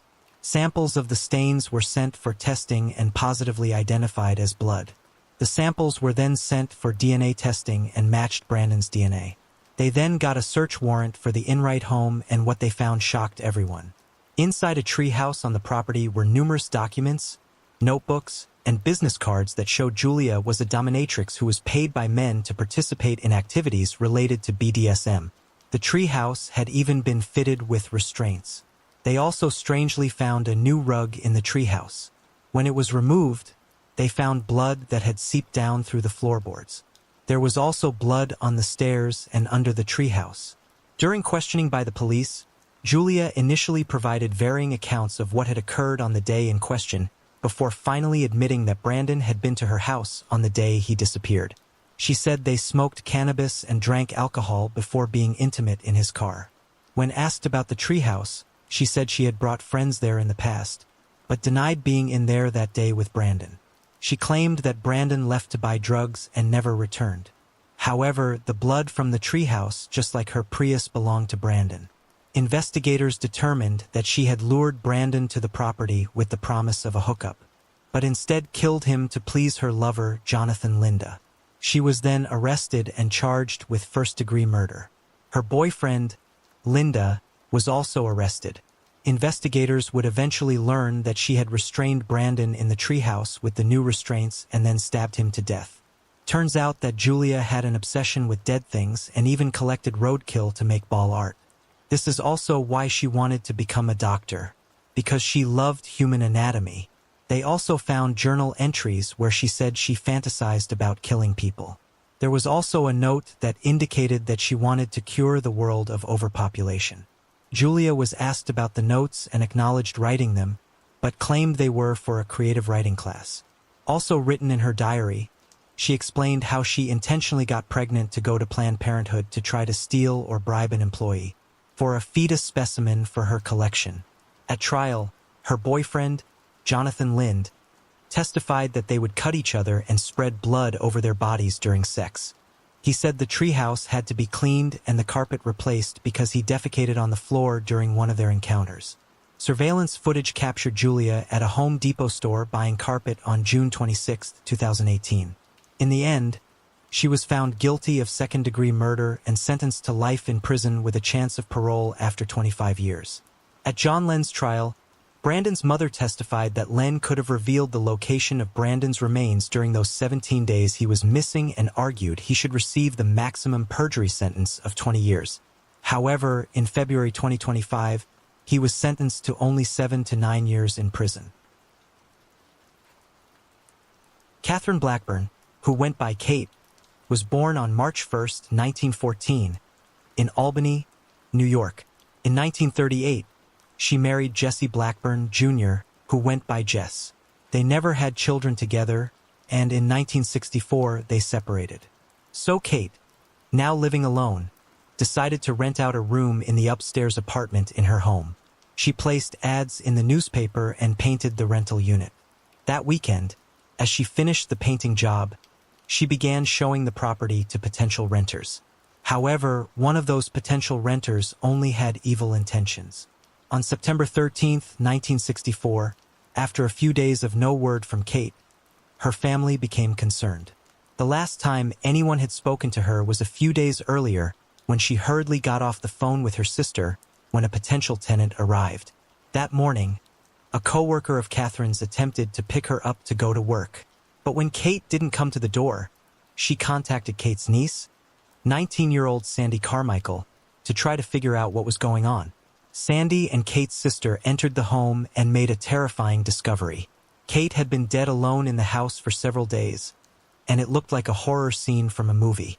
Kate was struck in the back of the head and stabbed in the neck, then sexually assaulted while she was unconscious before the killer heated up 3 knives on her gas stove and burned shapes onto her skin. Even though this was years before DNA technology, investigators still collected blood samples, a footprint in the yard, and slips of paper believed to be connected to the killer. Investigators learned that Kate had recently canceled newspaper ads to rent out the room and painted the rental unit the same weekend she was killed. Investigators found a slip of paper with the same numbers as the house, 117, and a receipt torn from Kate's receipt book. Investigators were able to read the name on the missing receipt by examining pen impressions on the next sheet of paper in the book. That name did not lead to any known person and was determined to likely be fictitious. They also looked into a famous killer such as the Boston Strangler, but none turned out to be the killer. The case would go cold for decades until 2023, when DNA evidence from the attack and sexual assault was submitted to Othram to determine if advanced DNA testing could aid in identifying the suspect. From there, genealogists provided the name Joseph Nowakowski to investigators. Since he had died in 1998, investigators had his body exhumed from the Albany Rural Cemetery. His DNA was then compared with the DNA from the crime scene, and it was a match. Nowakowski was born in 1931 and was convicted of a similar assault of an elderly woman in Schenectady, New York in 1973. He was 33 at the time of Kate's murder and was in and out of prison most of his adult life until his death. In fact, he was released from state prison in 1980 and lived under the radar for 20 more years. There is no indication that he and Kate knew each other, and Nowakowski was not a suspect in the 1964 investigation. Investigators are now looking into other crimes that Nowakowski could be connected to. Deidre Christine Harm was born on November 16, 1984, in Woodstock, Illinois to parents Scott and Gail Itzen. At the age of 22, she lived in Wisconsin Rapids, Wisconsin, and was the mother of a 4-month-old baby daughter named Vegas. On June 10, 2006, Deidre left her daughter Vegas with a babysitter and then went out for the night. She started at the Finish Line bar before going to the New Body Shop Tavern a block away. After that, she was never seen alive again. The next day, when neither her family nor the babysitter could get in touch with her, they reported her missing. Months went by with no answers. Then in November 2006, her remains were found in a wooded area known as Blueberry Ridge, which is about 5 miles from the downtown area. Her cause of death has never been publicly released. Her murder would then go unsolved for the next 19 years. The night she was murdered, witnesses said they saw a man hanging around Deidre at the downtown bars. While they couldn't identify him at the time, in 2009, they got a big break when he was arrested and his DNA tied him to the crime. The man was Christopher Rivik, and one of the witnesses identified him as the man seen around Deidre that night. Rivik's 2009 arrest was for the murder of Renee Williams. However, he would never stand trial because he took his own life in jail a day after being arrested. Investigators then spoke to Rivik's wife, Johanna, and she confirmed they had been in Wisconsin around the time of the murder, visiting family. She said when he showed back up at the house that night, he had muddy clothes and mud on his truck. When asked where he had been, he said the Blueberry Ridge area, the same location as Deidre's remains. 2 of Rivik's high school friends told detectives that when they were younger, they often used the area to drink so they wouldn't be busted by cops.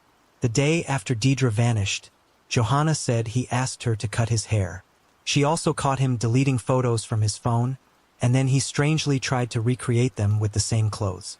As for the murder of Renee Williams, Johanna told police that Rivik admitted to the murder and even asked her for help in moving her body, threatening to kill her if she refused. He murdered her after picking her up and propositioning her with a threesome, which she refused. This angered him and he strangled her to death. He's also a suspect in the disappearance of KIMT morning anchor Jody Hughes and Trout. She vanished around 4 a.m. on June 27, 1995, after calling a colleague to say she was on her way to the office. After her disappearance, investigators found evidence of a struggle outside her apartment, including a pair of high heels and a bent car key. Sadly, she has never been found, and in 2001, she was declared legally dead. Revax's girlfriend had lived near Jody, and it's suspected that he attacked and kidnapped her outside her home as she was leaving to go to work. While justice can never be served, the district attorney confirmed that if Revac were still alive, he would most certainly be charged with Deidre's murder. Robin, or Lawrence, was born on November 25, 1956 and married Ollie Lawrence on New Year's Eve, 1989. 3 years later, they welcomed their daughter, Nicole. Sadly, Nicole had to quickly undergo a liver transplant after birth, but she persevered with her parents by her side and daily immunosuppressants she would have to take for the rest of her life. They lived in Springfield, Virginia, where Robin worked in the advertising industry and Ollie was an airline executive. In Robin's spare time, she took ballet classes and was described as a personable, fun-loving individual. She had earned a degree in fine art from Carnegie Mellon University and was then selected to design the first medal for the Martin Luther King Jr. Nonviolent Peace Prize, which was awarded to Rosa Parks. However, on November 20, 1994, their worlds came crashing down. When Robin's friend Lori found Robin stabbed to death in her home and 2-year-old Nicole wandering around scared, alone, and hungry, Lori called 911 and rushed Nicole to the hospital because she wasn't sure how long it had been since she took her daily medication. Unfortunately, Ollie was out of town for the weekend. Back at the scene, investigators determined that a struggle had occurred and due to all the defensive wounds, it was apparent Robin had tried to fight off her attacker. Her killer had also cut the phone cord to the phone that was found next to her. Investigators determined that the suspect entered through a window off the back deck, the same one Lori used to gain entry to the home. As for a time frame, it was estimated that she had been murdered 2 days prior to being found, and 2-year-old Nicole roamed the house all alone. During that time, she had tried to use tissues to clean the blood off her mother and had brought all of her empty baby bottles and laid them next to her. Everyone was at a loss as to who could have committed this heinous crime. Robbery didn't appear to be the motive because the cash and jewelry in the bedroom were all left behind. To investigators, this meant that she was likely the target and killed by someone she knew. Ollie was questioned, and while he was cooperative, investigators learned some damning information. He had been having an affair with a colleague. This immediately shot him to the top of the suspect list. However, the business trip had been to the Bahamas, and it would have been impossible for him to commit the crime. Investigators even flew to the Bahamas to confirm his alibi. Detectives also interviewed Ali's lover, but found no evidence she was involved. As Robin's family mourned her death, investigators pieced together a timeline and determined that the last time anyone had heard from Robin was around 6 p.m. on Friday, November 18th, and they believe she was killed around 9:30-ish, with her body being discovered 2 days later. Investigators had little else to go on, since no fingerprints were found at the scene, but there was one thing that caught their eye. On the towel rod next to the sliding tub door was a washcloth, and he noticed a small dark stain on it. That stain turned out to be blood, and authorities extracted DNA from it. Multiple people close to the family, including Ollie, were tested, but no one matched. The DNA was then uploaded to Cody's, but with no matches there either, the case stalled. Decades later, in 2019, investigators enlisted the help of Parabon Nanolabs. Their analysis showed Robin's killer likely had European ancestry, but tracing him through his relatives proved nearly impossible, as they were all so distantly related. That's when an amateur genealogist named Liz, who was also a volunteer with the police department, agreed to take on the case. Liz was given information on the killer's ethnicity, which included Irish, and was also given a list of over 1,000 fourth and fifth cousins who shared his DNA. In 2021, Parban was asked to create a phenotyping sketch of Robin's killer. It was determined that the man likely had fair to very fair skin color, dark blue eyes, and a larger-than-average chin. However, no one in Robin's family recognized the person, including Ollie. She eventually traced the man's ancestors to Canada. She continued to piece together the family tree and was eventually led to a man named Stephen Smirk.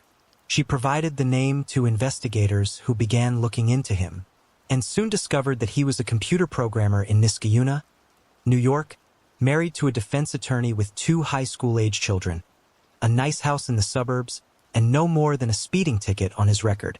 They were starting to think he may not be their guy until they found his yearbook photo that showed him at the age of 16, and it looked very similar to the phenotyping sketch.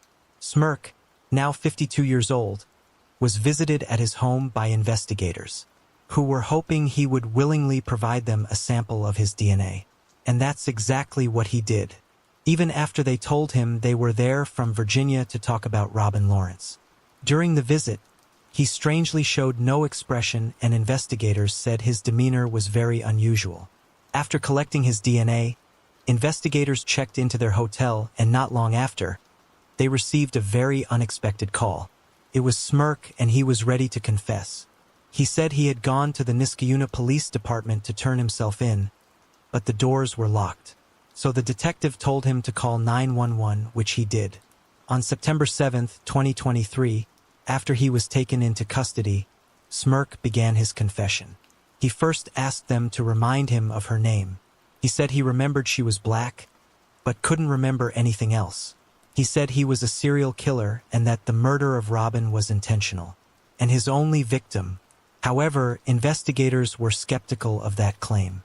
He told them that in November 1994, he was a 22-year-old soldier stationed at Fort Myer in Arlington, Virginia, and on the night of the murder, he had been drinking beer and taking ephedrine pills, which is a strong stimulant.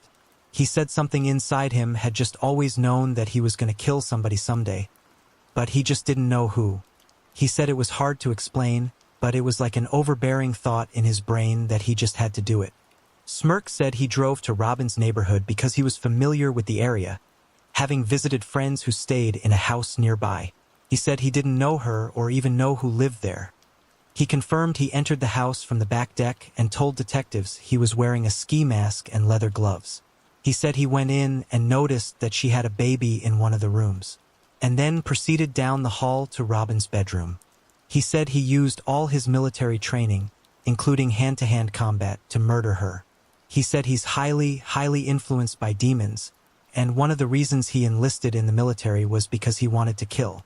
He said his wife and kids were the only reason he never killed again. They then asked him about the washcloth in the bathroom with his blood stain on it. He said Robin had clawed his face and he still had small scars from it, which he showed the detectives. At the end of the interview, Smirk was asked if he wanted to express any remorse to Robin's family. He declined, saying he didn't feel anything for the family and didn't even feel bad about what he had done. He was then placed under arrest and charged with Robin's murder. A week later, DNA testing confirmed that Smirk's DNA matched the blood found on the washcloth.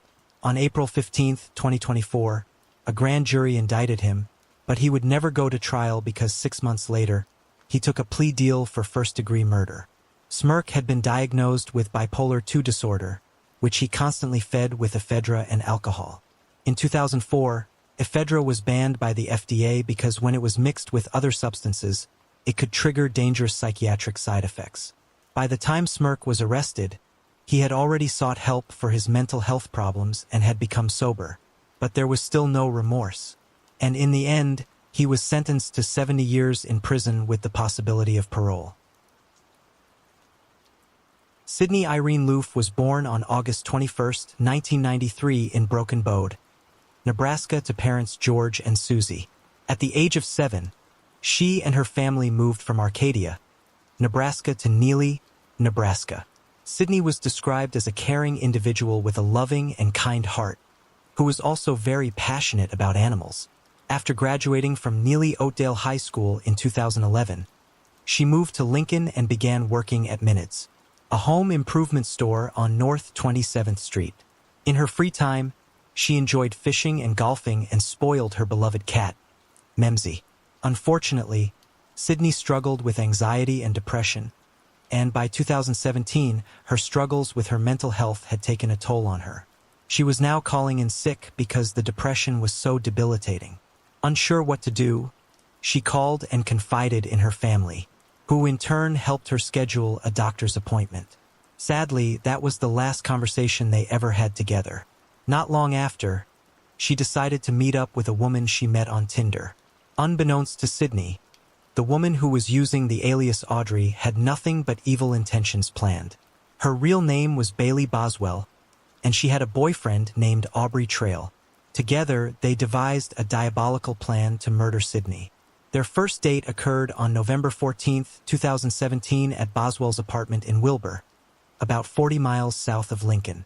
The date was held in the basement apartment that Boswell and Aubrey had been renting for the past 6 months. The date went fine, and they made plans for the following day, with Sydney confirming twice that she and Boswell would be the only ones at the second date. Sydney was clearly excited and had even posted on Snapchat the caption that read, "Ready for my date." Cell tower data showed Boswell traveling from Sydney's rental home to Wilbur. Meanwhile, Trail was back at his and Boswell's basement apartment, putting up plastic tarps and tents. The last communication from Sydney's phone was at 8:32 that night. After leaving with Boswell, she was never seen alive again. The next day, she failed to show up for work and never called to inform them. Concerned, co-workers went to her home to check on her, but there was no answer at the door. Her mother, Susie, also tried texting and calling, but received no answer. She was unaware of Sydney's plans and reported her missing the following day.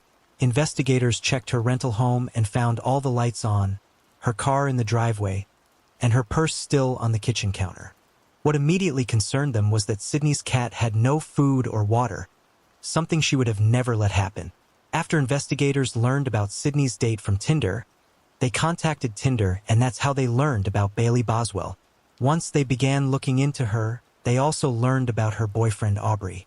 The two were questioned, and while Boswell admitted to the date, she said she had dropped Sydney off at a friend's house afterward and never heard from her again.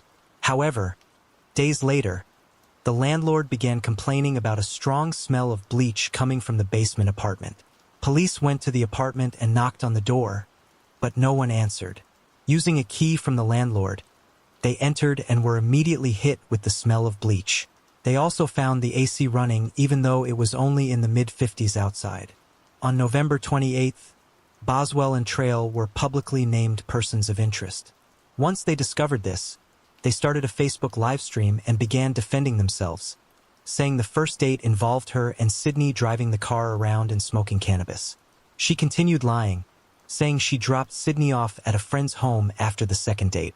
By the 30th, police set out to arrest them on fraud charges and located them at a motel in Branson, Missouri.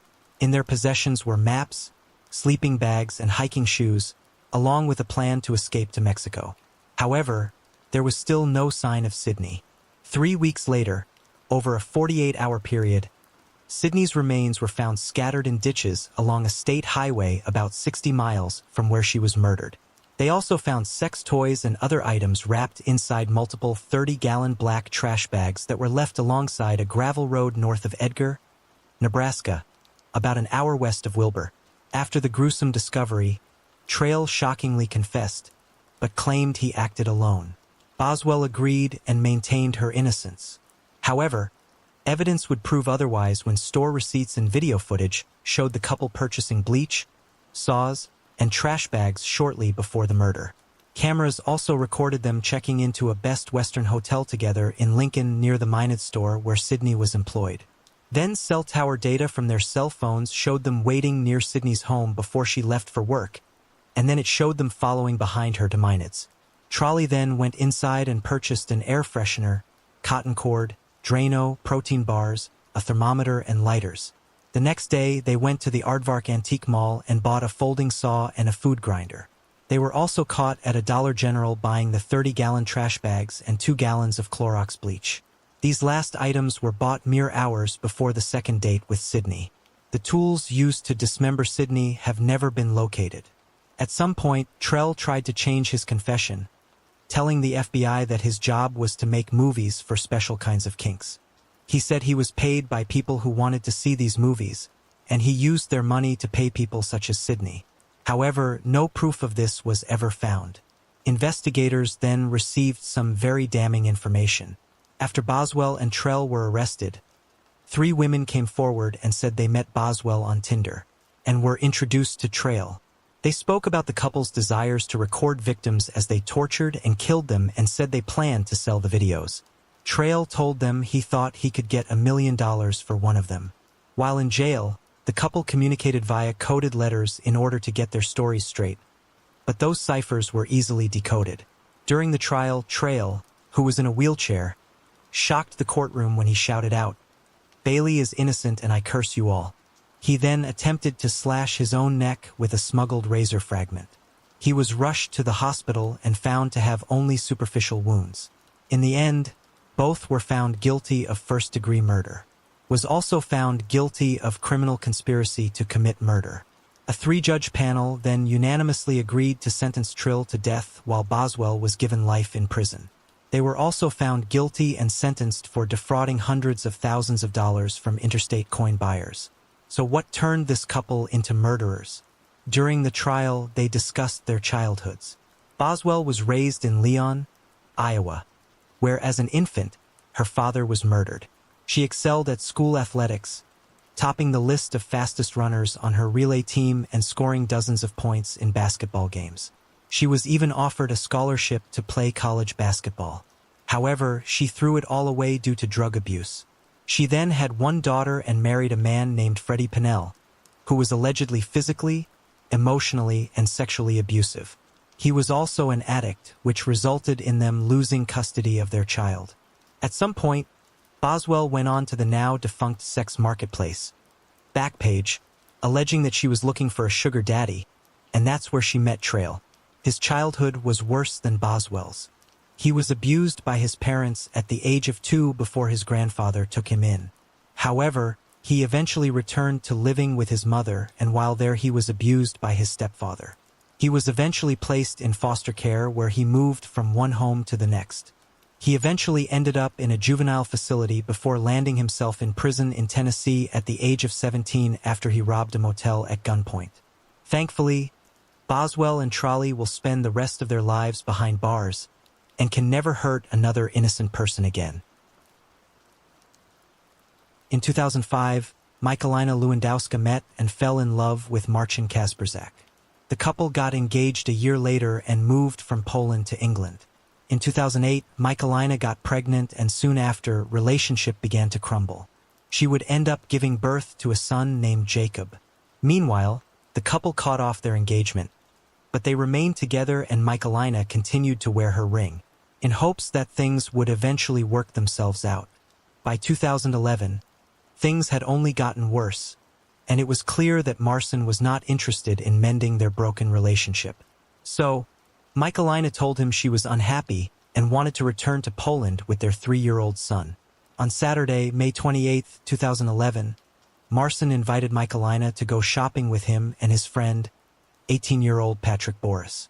Although this was unusual because he never wanted to spend time with Miss Shalina, the thought of hanging out with him made her happy because she ultimately wanted to keep her family together. She also loved and trusted him and hoped that maybe he had a change of heart and had decided to treat her better. Jacob was spending the day with his grandmother, Marcin's mother. As Miss Shalina exited the bathroom after getting ready, Marcin and Patrick were sitting there staring back at her, with eerie smiles plastered across their faces. Marcin grabbed Michalina's arm and said he wanted to show her something. He pulled a 300,000-volt stun gun from his pocket, pressed it against her neck and tasered her. As she fell on the floor, Marcin put his knees on her chest and held her down. Marcin yelled at Patrick to get the packing tape. They then gagged Michalina, bound her wrists and ankles, and taped her mouth shut. They left her tied up, slumped against a wall, and tasered her once again. A few hours later, they dragged her into the kitchen and put her inside a cardboard box. As Marcin began to tape the box shut, with her inside, she screamed for him to let her go. Marcin knelt down, laughed, and said, "I've hated you for 4 years. You'll never see your son again." They put the cardboard box in the trunk of Patrick's car and drove to a wooded area near Huddersfield in West Yorkshire. They placed the box into a shallow, pre-dug grave and put an 88-pound log on top of her. As she lay in the box, terrified, Michalina could hear the sound of dirt being shoveled on top of her. Then, after a while, the noises stopped. Feeling she would suffocate, Michalina began thinking of her son and started taking shallow breaths, trying to keep conscious. She used the sharp edges of her engagement ring to cut the tape off her mouth, legs, and wrist. She slashed away at the cardboard until she was able to make a hole. She put her fingers through the hole and tore away at the cardboard, but all she felt was soil. The soil began to collapse into the box, covering Michalina's face, hair, and clothes. She screamed for help, but no one was around to hear her. She was weak, and her entire body throbbed with pain, but she knew she had to keep fighting if she wanted to see her son again. Michalina continued to slash, kick, and tear at the box until she was able to stick an arm out, then her head, and then her entire body. After an hour inside the box, Michalina miraculously freed herself. She ran into the road and caught a motorist's attention who phoned the police. 15 minutes later, authorities arrived and Miss Helena showed them the cardboard box in which she had been buried alive. Marson was shocked when authorities knocked on his door and told him he was under arrest for the kidnapping and attempted murder of Miss Helena. While searching the home they shared, authorities found several chemicals and instructions for homemade explosives. Authorities later discovered that after burying Miss Helena alive, the two men withdrew money from an ATM using her bank card. Marston claims that he only intended to scare Michalina and didn't actually have plans to kill her. However, the court wasn't buying it and he was convicted of attempted murder and kidnapping and sentenced to 20 years in prison. Patrick was also found guilty of kidnapping and sentenced to 4.5 years. To this day, Michalina has nightmares that Marston will come back to find her and kill her. With no family in the UK to help her, Michalina was thankful for all the care she received from the police and staff of West Yorkshire Police. Gina Renee Hall was born on August 24, 1961 and grew up in Coburn, Virginia with her 3 siblings, stepmother and father. Gina was loved by many for her happy disposition. She loved to dance and even helped teach children's dance classes. She was voted most popular in her senior class at Coburn High School, where she was the lead percussionist in the school's marching band. She graduated from Coburn High in 1979 and enrolled in Emory and Henry College the following fall before transferring to Radford University in the spring of 1980. In 1980, 18-year-old Gina was a freshman living with her sister Delana, who was also a graduate student at the university. Gina was described as a friendly, soft-spoken, and all-around amazing young woman with many goals in life. Gina had just finished her exams on June 28, 1980, and later that night, left home at around 10 p.m. to meet friends at the Blacksburg Marriott Lounge in Blacksburg, Virginia, and arrived around 11 p.m. Within half an hour of Gina's arrival, witnesses saw a man harassing and bothering Gina. 2 older women tried to intervene and assist Gina after she sought refuge at their table. The man was later identified as 28-year-old Stephen Madison Epperly and was not someone that Gina knew. Epperly played football for Virginia Tech for 1 season before becoming a high school substitute teacher. Before the women left, Gina convinced them that she would be okay and then was seen leaving the gathering at about midnight, followed by Epperly and his best friend, likely unknowingly. The 2 men would later try to convince others that she willingly went with Epperly, but those close to her knew better.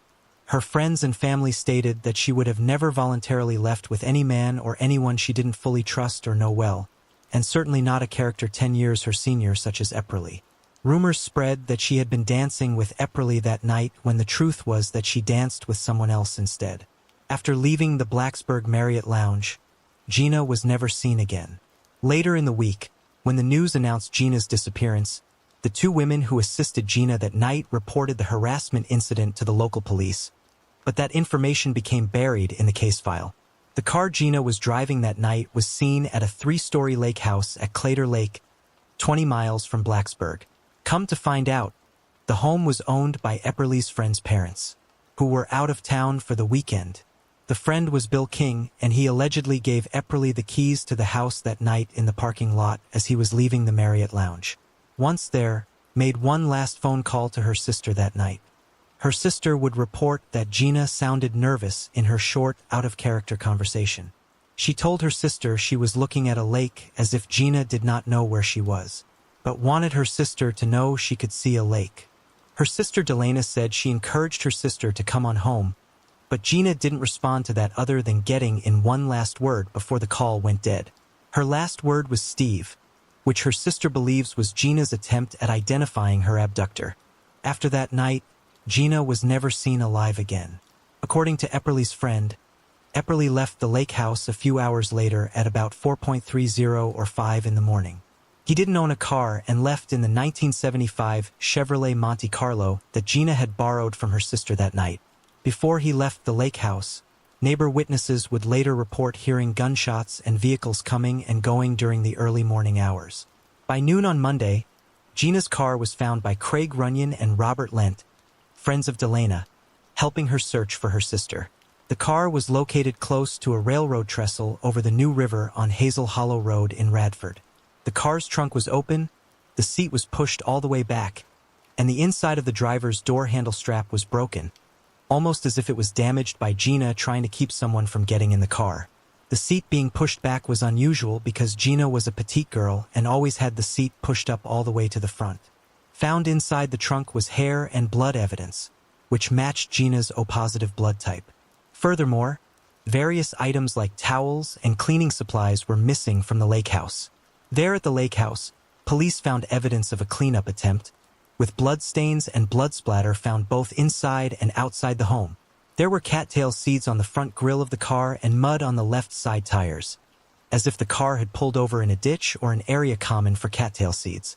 Inside the car was trash from a fast food restaurant which Gina was known to not eat. There was also an orange cup with the Tennessee Volunteers football logo on it and an ashtray full of cigarettes. Gina didn't smoke, and interestingly neither did Epperly. One of her shoes was found on the other end of the railroad trestle, and about 2 weeks later, Gina's blood-stained clothes were found bundled up neatly, as if placed in the woods across the trestle from where the car was located. Also, a blue towel from the lake house was found in the same area and had been used to clean up the blood-stained carpet. The blood found on the towel was human and was the same type as Gina's. The synthetic carpet fibers found on the towel that matched the blood-stained carpet in the lake house also matched the carpet fibers found on the trunk's carpet. Finally, Gina's clothing also had similar carpet fibers on them. When Epperly was questioned, he claimed that Gina voluntarily left the Marriott with him in her sister's car to go to his friend's lake house. He said once there, she called her sister. Epperly said that Gina refused to have sex with him, then decided to leave, so she dropped him off at his place at 4 a.m. in Radford. Epperly claimed he went to sleep after that and never saw Gina again. A murder weapon was never found, but the investigators believed that Epperly might have killed Gina after she refused to sexual advances. Rumors began to spread around town about Gina's disappearance, including talk of murder and her being buried somewhere around the Deadman Center in Radford, where construction was underway at the time. Pulaski County Commonwealth's attorney Everett Shockley was persistent in getting justice for Gina despite many of his peers, and even a judge in the area advising him not to press charges against Epperly until the body was found. It wouldn't be long before Epperly's violent past revealed that he was not the all-American boy many believed he was. In fact, in 1976, 4 years before Gina's murder, Epperly faced 2 charges of rape. A judge dismissed one for difference in opinion, and in the second he was found not guilty thanks to his high-dollar defense attorney. Epperly was ultimately indicted for Gina's murder, but was convinced it was impossible to be found guilty without a body. However, during the trial, Attorney Shockley called 31 witnesses and presented over 90 pieces of forensic evidence. One of the most compelling witnesses was retired Pennsylvania State Trooper John Preston and his tracking dog. The German Shepherd named Harris II was given a piece of Epperly's clothing and followed the scent trail over the railroad trestle across the river through the town of Radford to the front porch of a house and stopped at the front door of none other than Stephen Epperly. The dog also identified the blue towel from a towel lineup, and he located Epperly's car in the police parking lot and led police inside the building to the room Epperly was sitting in. Strangely, Epperly responded, "That's a damn good dog." Epperly's friend, Bill King, testified that about a week after Gina disappeared, he had a conversation with Epperly where he asked if he killed Gina. He said that Epperly replied, "We'll just have to wait and see." The most damning of Epperly's own inculpatory statements came from the testimony of William Cranwell. William was the last prosecution witness to be called and testified that Epperly asked him, "What can they do to me if they do not find the body?" This statement was made on Tuesday before Epperly had even told the authorities he had been with Gina before he failed the polygraph test and before he officially became a suspect. In early December of 1980, 6 months after Gina was last seen alive, Epperly was found guilty of murder and sentenced to life in prison. He became the first person in Virginia to be convicted of first-degree murder in a case with nobody, confession, or eyewitness, and only the fourth in U.S. history. The Hall family actively campaigned and fought against Epperly's parole request throughout the decades. Decades later, in 2016, a new lead came into Radford Police Department about a man named Lincoln Duncan, who saw 2 men driving a white van dismembering a body in Meadow Creek that he believed was Gina. To this day, the second man seen in the creek with Epperly is still unknown. This new information was the reason Gina's sister Delana was brought back into the specifics of Gina's case. Delana, strong in her faith, later became an unstoppable force, finding answers to her sister's last night alive, as well as getting her some long overdue justice. She wanted to clear up many lies surrounding her sister and the events of that night, especially those who say her sister willingly went with Epperly, which she says is most definitely not true. She has even authored 2 books on the matter. She has also been determined to find her sister's remains and has literally dug up riverbeds. In 2020, Delana was introduced to Dr. R. Padvass, a forensic anthropologist who had invented an instrument known as the quantum oscillator, which can detect human remains even if buried beneath the surface. This one-of-a-kind instrument is based on resonant frequency and is designed to search and respond to the matching frequency unique to an individual and their genetic family. Dr. Vass stated that he could find your ancestor's grave by using hair, fingernails, etc. from a related family member and placing it in his instrument. In Gina's case, her mother's sample was put into the device and miraculously identified numerous positive signals in areas suspected of containing her remains. For excavations for Gina's remains would eventually result in soil test proof of human decomposition and the unearthing of human bones as well as other items. Since then, Gina's bone fragments have been retrieved from several different excavation sites. Gina's positive signal was identified in 8 different locations throughout the New River Valley using the device. They received a very strong positive signal in the exact corner of the lake house where blood splatter proved Gina was beaten unmercifully. The most significant of the excavations was 6 miles from Meadow Creek, where Lincoln Duncan said he saw her being dismembered. During the excavation, they found a gold bracelet, shoe remnants, and cloth fibers in addition to her remains. The bracelet is believed to be Gina's missing wrist bracelet that was never found. In August 2020, 40 years after Gina's murder, the new owner of the Epperly house helped Dr. Voss and Elena cut a square out of the wood floor in Epperly's old second-floor bedroom. On the subfloor, the doctor and Elena discovered hundreds of dead bottle flies, the kind that quickly flocked to human decomposition. Also in that small space were tiny human bone fragments retrieved from under Epperly's bedroom closet subfloor. The retrieved bone fragments were separated based on 4 different frequencies. The bone fragments were found to have belonged to 4 different females, leaving many to believe he was possibly a serial killer. The sample that gave the positive signal that led them to the specific area of the former Epperly house belonged to the family of 14-year-old Angela Rader, a girl who disappeared from Roanoke on the same day as her friend, 14-year-old Tammy Lynn Akers, in 1977. Angela's sample led to the discovery of the bone fragments of 2 other Caucasian females and 1 African-American female. 3 of them remain unidentified and are assumed to be runaways who were never reported missing. Epperly had allegedly told a former cellmate of his that he had kept Gina's index finger. This is what led them to search the former Epperly home. Interestingly, Angie's brother's sample was used in the device not only to locate that very specific spot in the upstairs bedroom closet subfloor of the Epperly house, but also other areas of interest in Pulaski County. Delana and Dr. Vass used the bone fragments of the other unidentified females in the quantum oscillator and followed their signals from Roanoke South. The positive areas paint an interesting picture of Stephen Epperly and the trail of his victims. In regards to Gina's remains, Delana is in the process of working with a genealogy expert who will help her coordinate a Canadian DNA lab that has been successful in extracting ancient DNA from degraded bones. She will then have the help of a second lab based in the US. This lab will profile the extracted DNA and then match the extracted DNA to the DNA from Gina's recently deceased birth mother's tissue sample. The genealogy expert helping guide her through this process is highly respected in her field, sometimes working with the smallest DNA sample. This will all be at Delana's own expense. She is also hoping, at a minimum, to inquire if the Canadian lab would be able to retrieve DNA from the smaller bone fragments of the unidentified girls. During a recent visit by the state authorities with Delana, she asked them if they would like the information on these professionals she has chosen to work with. Basically, she asked them to work with her as Gina's case is complex. She was advised during their visit that there is cold case grant money. She then asked if they would consider using some of the grant money to help, and if so, she will initiate the same forensic testing for Angela and the 3 unidentified girls. The tiny bone fragments collected from Epperly's closet are still in Delana's possession, as are the bones excavated from Gina's locations.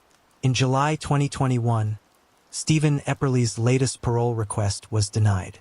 Several books have been written regarding Gina's case, including the 2 authored by her sister Delana. Her first book is titled The Miraculous Journey, A Day Made in Heaven.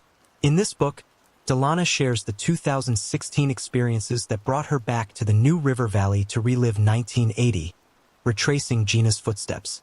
Delana also asked to read Gina's case files, which led to facts in Gina's case being unveiled. These facts led to her second book, Web of Lies Unveiled, A Day Made in Hell, which is still in the works and currently being edited. This 400,000-word case study shares the known and the unknown details about her sister's murder, the investigation, the case file facts, and the trial. It is written in a day-by-day, minute-by-minute chronological format, unveiling the factual details and events as they unfolded, including information never shared with the public. Delana's purpose in sharing this now is to have one factual resource for the true story of Gina Hall and put an end to the lies that continue to be spun about her sister's life still 4 decades later.